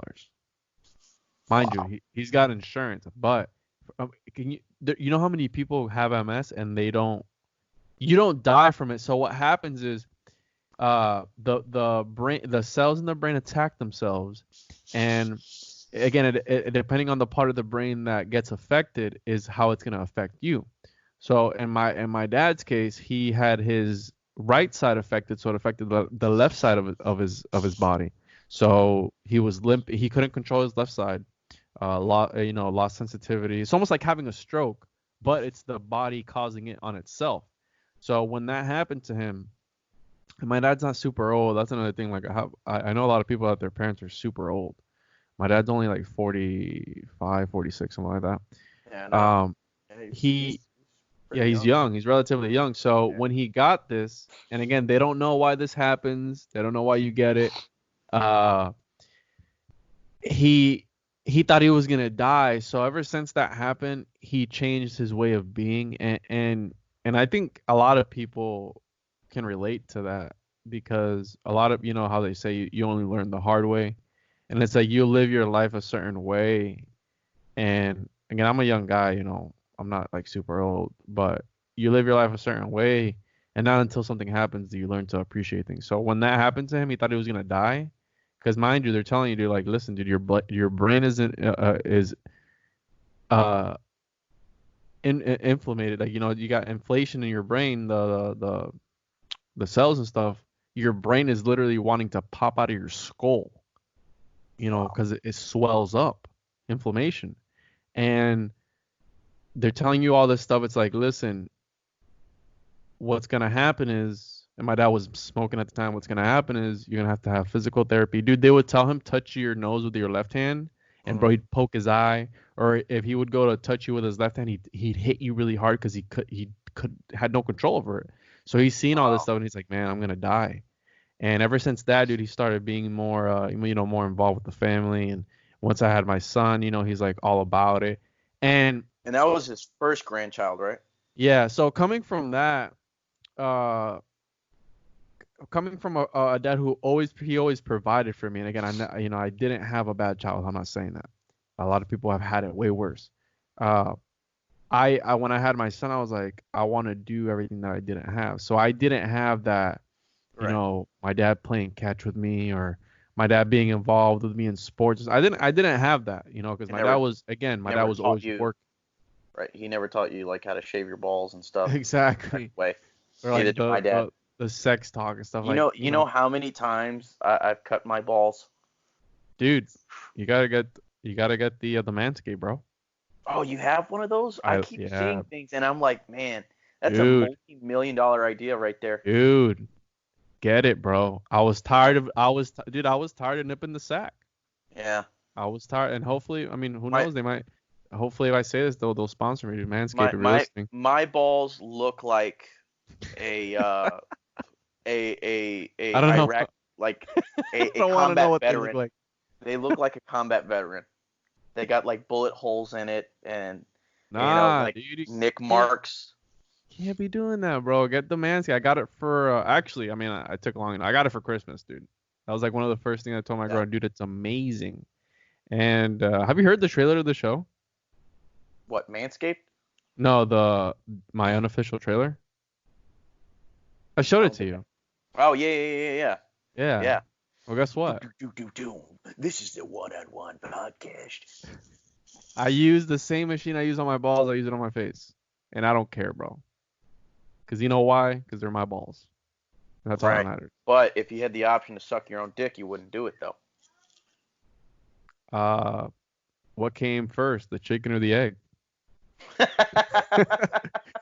So when I first found out, it's like I wanted to you want to do all these things and give all these things that you didn't have to your kid. So like right off the bat, like I told you, like I have a connection with him that not again, everybody's life and everybody's situation is differently. I can do things at my job maybe that others can't do, Sure. and vice versa. But for me, I see him every day. It's a bad thing at the same time, because the anxiety they get when they're like, I don't know if your kids do it, but like my son, like another your first kid, since you don't know what you're doing, and I don't care what anybody says, like you're not ready when you have a kid. You can You're not. have a Oh, million you're not dollars. even ready. You're not even ready when you have your second kid. I I thought I know. was ready. I thought I was ready, dude. You're fucking back to square one. Yeah, bro. Like imagine, dude, dude, imagine starting all over again with a little baby who wakes up every 2 hours or every hour. Dude, that was exhausting, bro. Oh Like, yeah. Yeah. and they say the first 2 years of a kid's life are the most demanding, uh, emotionally and socially for a person. And that's why I think that some people should apply to be parents. Because, again, people who hurt children, there's a special place in hell for those type of people. Because, it's not their fault. It's not their fault you had a bad day. It's like people who like mistreat their kids and stuff like that. It's like, come on, man. Like what? It's not his fault that you're a piece of Yeah. shit, or Yeah. whatever. So when I found out, I wanted to give him everything that I didn't have, and I want to give him everything that I didn't have as a kid. Hmm. Um, But again, I mean, everybody's life is different, and that changed my dad once he found that out. And it's like, it's never too late to change. I think that everybody should have a second chance. But I'm happy I'm happy I got a boy. That was the main thing. I'm really happy I got a boy, because Yeah. a boy wouldn't be painting my nails. Hopefully, Yeah. that was hilarious. I mean, yeah, I was always hoping that my first child would be a boy. Having two girls, You it's have to. I have two beautiful baby girls, 4 and 2, and I will tell you that having girls is probably, I'm gonna assume, easier than raising a boy. Why is Um, that? they're I don't know. It's just they're so much more. Uh, they're very attached to me. Um, because I I'm crazy with them. They're crazy with me. So we bond over so much stuff, and they kind of, you know, they have that father figure, that's always there for them, um, and they are so gentle when it comes to things, relatively gentle. Um, i.e., my youngest daughter poked me in the fucking eye like a year ago, and it still hurts. Um, but I, and again, people, other parents that I've, been friends with, they're like, yeah, they're just harder to control sometimes. They're just, Dude. they're too erratic, and, you know, they just have different behavior problems, and it's hard to control them sometimes. My kids, I've worked really, really hard, to maintain a level of mutual respect with my kids, which is why I don't hit them. It's Yeah, I stopped that. Yeah, I for a while I was spanking him, but once I figured out that it wasn't working, yeah, uh, because you know how they are, dude. You'll be like, "Don't do that. Don't do that." Like I've never said somebody's name so much in my life. yeah, Uh, until I had him, because he is. You say it over and over again, like they don't care, bro. Zero yeah, filter, dude. Zero yeah, filter. They don't. They're yeah, psychotic, man. It's crazy. And yeah, I'm like, man. And the worst part, dude. I don't know if you've had issues with this, but putting them to sleep, like it's like you said, like they knew how easy they have it, man, I'd sleep all the time. yeah. But I mean, like, yeah, that's so true. I I get upset a lot of the times because I look at them and I go, why the fuck do you get to live here for free? Why the fuck are you mooching off me? Why is it that I have to go to work every single day and risk my life, and you're just sleeping here in this bed? Sometimes I look at them and I'm like, you're so beautiful. But man, if I could just punch you in the head right now because you look so peaceful. are you Not gonna be one of those type of parents that's like, oh, dude, you're 18, you gotta get out?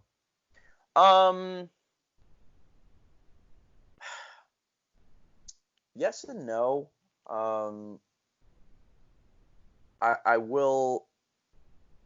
I'm gonna teach my kids the values of working hard, and you know, uh, working hard to get what you want, and you know, they're definitely not gonna be like, I'm not just gonna go, oh, there you go, honey, here's Yeah, $200. Go buy yourself something nice. I'm gonna yeah. be like, no, you're gonna make sure that you have all A's. You're gonna make sure that you pull your weight around the house and all this stuff. You want this, then you're gonna show me how bad you want it. You're gonna show me how hard you're gonna work to get what you want. You know. So again, I could be a complete fucking liar and just spoil the shit out of my girls because they are my girls. If it was you know, if I had a son, I'd probably be like, eat dirt. I'd probably be a lot more tougher on him. because, I've always, I don't want to say a daydream, but I always think about the day where I get to raise my own son, where it's like, my dad never really taught me how to be a man. Yeah, I forgot that your dad wasn't really around. Yeah. And it's not like he left us or anything. It's just, that was his job. He was in the military and he was gone all the time. So,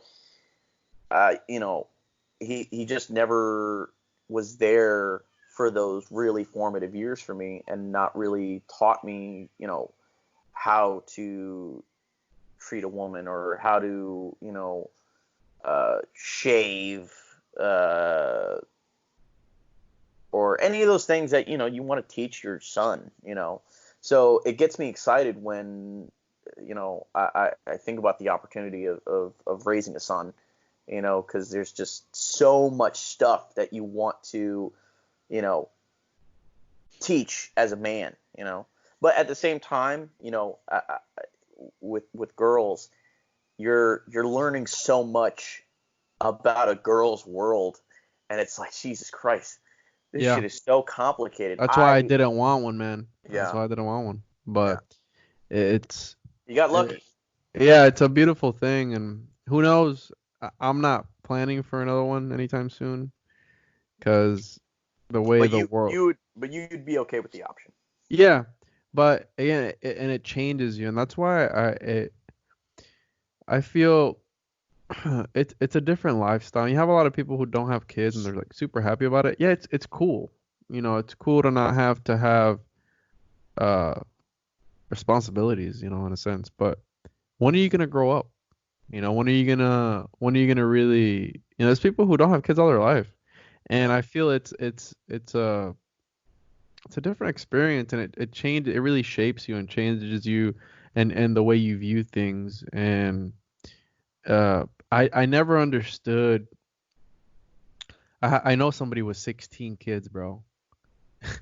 And it's 16 kids? 16. I'm not even lying, bro. Man, the power of cream pie is strong with that one. Man, Jesus. Bro, and it's like, man, it's not special anymore. You think after the 8th kid, you're like, man, I love my son so. It's like, what? It's like, that's no, man. There should be. No, I'm not saying there should be a limit to how It's many like, I kids love you you have. so much, Kyle. It's Gary. Oh shit. Sorry. And it's like, I can't imagine a world where, uh, let's say I was a scumbag and my son, I just whatever, I just had him and I just split up with the mom, because I mean I love her to death, but I can't, I don't know how people can do that. Um, I how don't they can know just have a either. bunch of kids and just laying around like, yeah, dude, I got 4 baby mamas, this and that. Like, what? Bro, come on, man. Like, Yeah, I will tell you that I don't, being a father for, this long, I don't understand how guys can actually do that. My fiance has friends where, they, her friend has been cheated on, and then the guy gets another girl pregnant. yeah. And it's like, whoa, dude, you got 2 kids with this girl, and now you're having another kid with some other girl, and it's like, Well, that's the thing, and they can't even what is going on? support. They can't even, like, I know somebody who like can't even support the kid they have now, but then they're having a kid with somebody else. It's like, what? Exactly. And Come it's on, like, bro, man. do you know how bad you just fucked your life? Yeah. Because it's not like you can just go, all right, Control Alt Delete, Yeah, no, that's the thing. It's a human being, bro. You know how crazy that is? Like, it's a human being, Yeah. and it's You again, can't return being a father, no, but not only that, but it's like having a dog. You can't, a dog, you just lock them up in the kennel and you can go out and hang out with your friend and come back home and the dog will still be there. It's like, you can't do that with a kid. You go to jail for that. It's Yep. child neglect. Oh yeah. I mean, could you do that? You could. You could absolutely do that. You could literally lock your kid up in a kennel. I'm not saying you should, and just go out. I mean, if you're gonna be that type of scumbag, but Like, All right, Gary. Here's your Teddy Grahams. Yeah. You can only watch Food Network, and here's 2 gallons of Gatorade. All right, Yeah. Daddy, we'll be back in the morning. All right. Yeah, dude, can you imagine there's people like that, bro? People who throw babies away in dumpsters. Like, man, That's I don't get it because dude. it's like, how do you not look at your kid and go, wow, you are the best thing that's ever happened to me. I Yeah. don't I don't get how men can go, all right, son, I'm gonna go get some cigarettes. I'll be right back, and then never show up. You Yeah. know? But I remember you told me your dad wasn't really big into your life and stuff like that. And again, my dad was always there. Like how I know you always had constant contact with your dad, but Yeah. it's that affection, Yeah. that one-on-one that really counts. And I didn't have that, Right. And but that's what I think I think that was the what we share in common is that we knew right from the start when we were going to be fathers that, no matter what, we're not going to do what our dads did. but everybody loves differently, dude.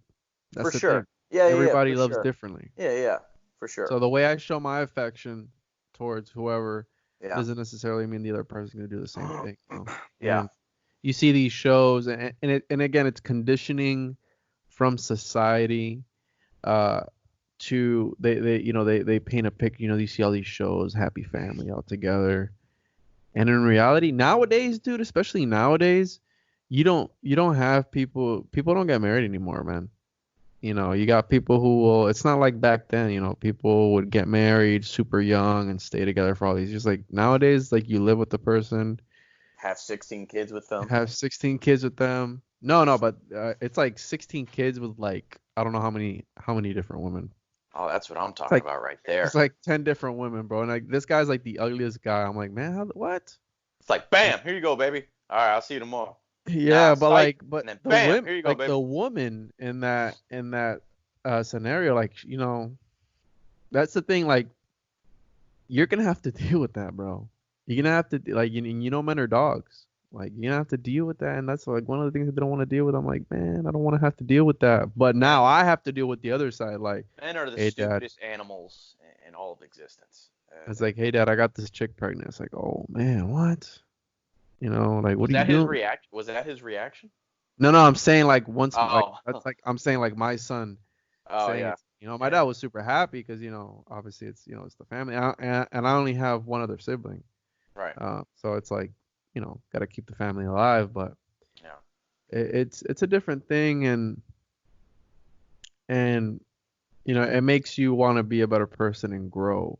So for like this year, I want to do different things. Like that's why I wanted to start this podcast, talk to different people, dude. And I've been, I mean, the things I've been diving into, and it's so much stuff, and like I'm at the point where I'm questioning like my own existence, in this world. Like, do we live in a simulation? Is this a simulation? The probability of it being a simulation is like 1 in a billion. So there's that possibility. exactly. I was just about to say, like, even though it's 1 in a billion, still And a fucking possibility. everybody's so focused on and you see it firsthand, dude. Like I saw this page that I follow, they posted a picture of what looked like a beam coming from the sky, and supposedly it's been debunked, but this high energy weapon starting the fires in Australia. Dude, a billion animals have died? That's insane. Yeah, And yeah.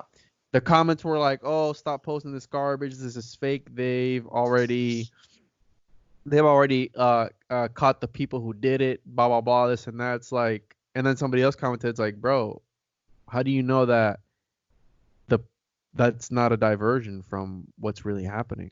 Because and then the guy commented back and was like, "No, they caught the people." It's like everybody they're spoon fed all this information and they just take it like nothing.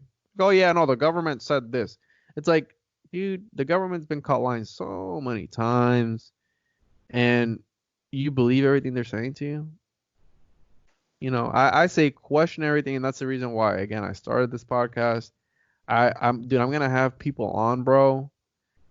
I have this guy, uh, who he talks about like how we're in a simulation, and he talks about like how Saturn is controlling everything, and like there's like the evidence he like presents is so crazy. And Hmm. like I'm gonna have this other guy. We're gonna talk about ancient civilizations, and it's incredible how the Egyptians and all these people, how they knew. Like right now, I have a supercomputer in my pocket. I whip it out. I Google whatever question I want answered, and it's boom. I have an answer. How did the people back then do anything, man? How did they in Egypt? How did they, bro? You know how big the Pyramid of Giza is? You know how big it Yeah. is, the footprint? 13 acres, dude. Yeah. 13 acres. That's incredible. And like people don't question that. Like how did these people do that? Like they had Yeah. technology back then. It's like who or what made this? You know? And again, Yeah. I've looked into a lot of things, and it's like made me question everything, dude. Like religion is a multi-trillion-dollar industry per year. Right. Big pharma, multi-trillion-dollar industry per year. You know, and They're not yeah. gonna put out the cure to cancer, dude, because why? Because they're making money off of it. They're not gonna tell Yeah. you. You know who came up with the Big Bang Theory? A Catholic priest. The Hmm. church came up with the Big Bang Theory. Look it up. They Yeah. came up with the Big Bang Theory. It's like they control everything, dude. You know, Yeah. they talk about how Christians and this and that. It's like how Christians say that that's the right path. What who decides that? There's so many. What's the books that aren't in the Bible versus the books that were written that are not in the Bible. It's like who determines what's canonical and what's not? You know what I mean? Right. And remember, the Bible has taken stories from other things that were there before it. So why is that the right one? You Right. know? So who decides who's royalty and who's not? You know what I mean? It's like, dude, come on. So many things, and I'm gonna have some interesting people on this podcast. We're gonna cover all those topics, and it's mind blowing, dude. Like it blows my mind. And you don't have enough people like they'd rather just sit at home and watch Keeping Up with the Kardashians Hmm. and just not even care about anything. And I feel people don't even read anymore, dude. Yeah. But I think podcasts are the format to. I know when I listen to a podcast, it gets me thinking about things, and with something like this, where we're asking these kind of questions, that's what you want people to do. Is that I guarantee if you ask somebody like, hey, have you ever thought about how the hell they actually made those pyramids? They go, I never really thought about that. It's like, look at the size of this fucking brick. yeah, dude. Do you You know think what? these people actually did this? You know? Do you know what 1,500 tons is? There's over 2 million stones on the Pyramid of Giza, bro. And not only that, bro. Uh it's not only that. The craziest part about everything that blows my mind. It's not just the way they built it, dude. It's the precision that they put into it. And it's off of true north. The pyramids are off of true north Right. by like point zero something of a degree, bro. True north, not magnetic north like on a compass, like true Hmm. north. It's like, dude, something 13 acres. Do you know how big that is? And bro, what? Dude, they had stones there. So a 1,500 ton stone, that's millions of pounds, bro. And they brought these stones. There's this quarry over there, Aswan Quarry, and it's over 500 miles away.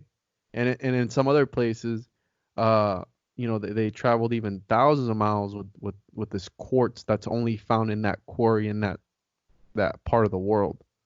It's like, why wouldn't you want to know how they did this? It's like, dude, people talk about aliens. I don't know, man. Uh, Nowadays, the more I look into things, like I believe in a higher power. I believe that something is controlling because what came first? Like you're not gonna tell me like the Big Bang Theory, we came from a single atom that exploded and everything was the way it is. You're not gonna tell me that some dust in space came up with the thought of like, look, this is what it's gonna be like. And again, Like, that comes back to the simulation theory, bro, that there's a higher power controlling everything and coming up with the rules, and maybe we can't do certain things because why? Because like how I can't use FaceTime on a Windows computer. Why? Because it's not programmed. So certain things that we can't do, it's because it's not in the program. You know what I mean? So we can't do that because it's not in the program. So I'm actually, I got a new telescope tomorrow, dude. And I would recommend that you get a telescope, bro. Like it's amazing. They talk about how I have one problem with space. And my problem with space is that it is the way it is as far as like all these pictures. People talk, oh, it's all CGI. No, dude, a nebula actually looks like that. right. If you can actually look at Saturn or Mars or Jupiter from your backyard, if you know how to look and if you have the right equipment as an amateur, astronomer or whatever, you can look Technology. you can look at that. But the problem that I have is NASA determines like all the units of measurement and everything in space and like determines all this stuff. And it's like, dude, you know how many miles are in 1 light year?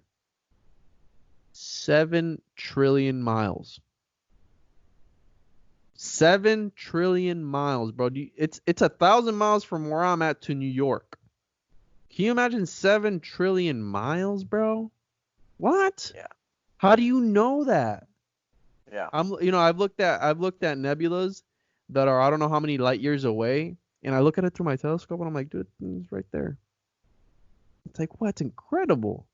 And again, to think that we're alone in this universe of this vastness, it'd be too naive. And again, I don't know what to think anymore, man. I've had this renaissance of just knowledge, and I've been reading and looking to these other things, and it's like, man, I don't even know what to think anymore. I mean, but I'm a rational person, but it's crazy, dude. Yeah. Yeah. I'm more of those kind of people that just like, I see something, form my own opinion from it, and just go from there. I do ask myself a bunch of these different questions, um, even if it's just random ones, where it's like you question like so many, different freaking things, you know.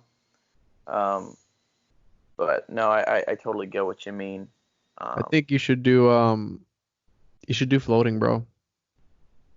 Yeah, no, I will eventually, you Because know. when you're floating, again, and since you're always so amped up because of your job and stuff, floating really it'll help you because what I like about floating is that once you're in there, dude, everything is amplified. So your thoughts are just amplified because there's nothing else you can do. You're just literally just floating in space, and when you think about something, uh, I believe the law of attraction. And the law of attraction is, your words have power. What we say in this realm, whatever it is, this simulation or whatever, has power. So that's why you have people who they're always down all the time because they're always negative about things and oh, if you say something, that's why the word the word grammar comes from the word gramora, and gramora is a spell book, and that's why it's called spelling, because we're literally casting spells as we speak. So you have to be really careful with what you say about people, and what you say about yourself, because you might, manifest, something, um and negativity, and that's why I'm really careful about what I say, or like, man, today's gonna be a shitty day. Probably is, now that you said it. That's why people who are living with cancer, they live with cancer for I don't know how much time. They go to the doctor. It's like, dude, you got stage 4, something something. The dude lasts a month after that. What? This guy was just fine before that, man. Or the people who have cancer, and again, this is what prayer and meditation is. You're saying something over and over and over and over again to where you believe it. And bro, people go in, it's like, dude, you just had cancer all over your body and it's gone. Right. Why? Because that guy believed in it so much, and that's what prayer is. Causing manifestations, and saying things over and over again to where you believe it and it becomes true.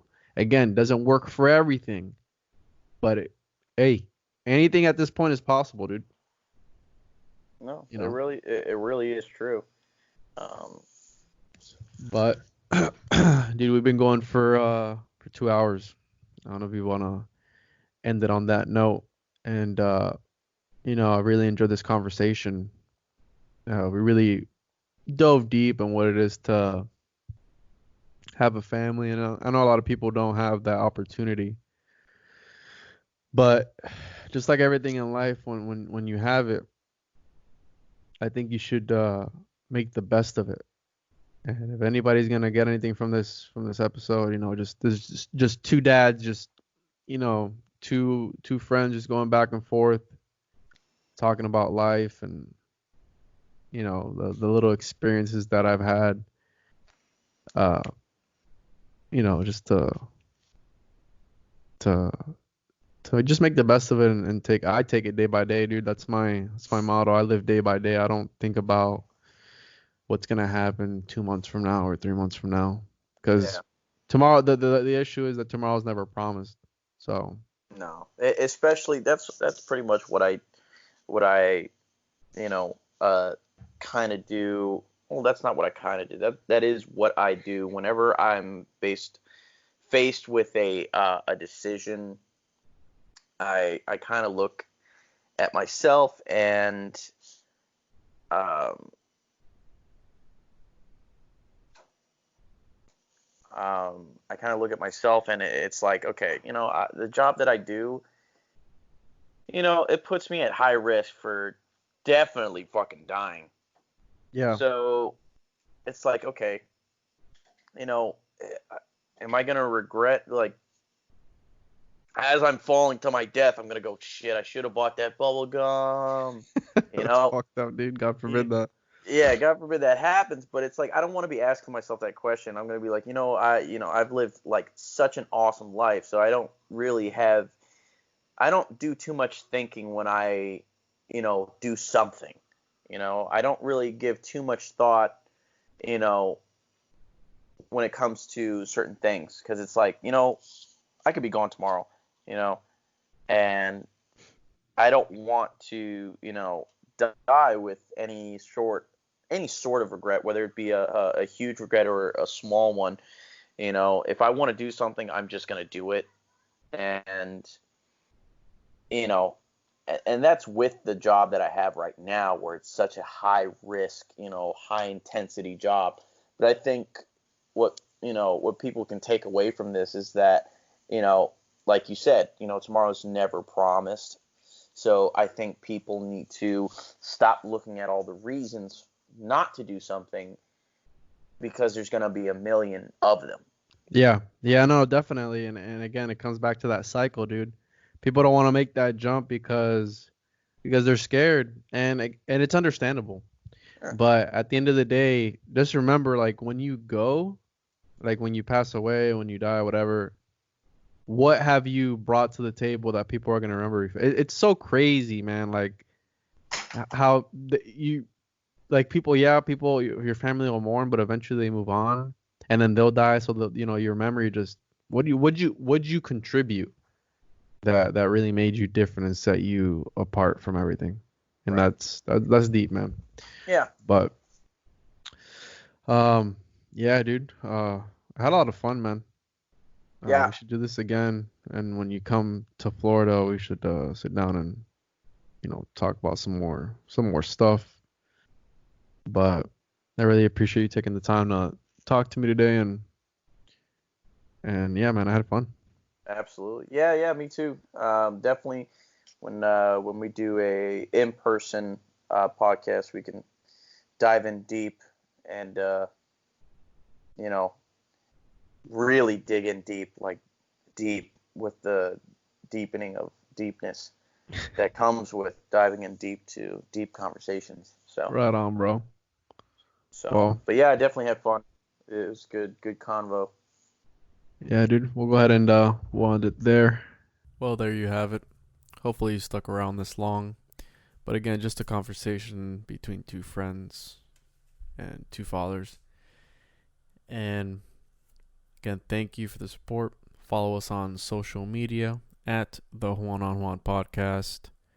You can also write me an email, the Juan on Juan podcast at gmail.com, if you want to hear about anything, or if you have any interesting topics you want to talk about, you want to recommend, whatever it is. I hope you enjoyed it. Until next time.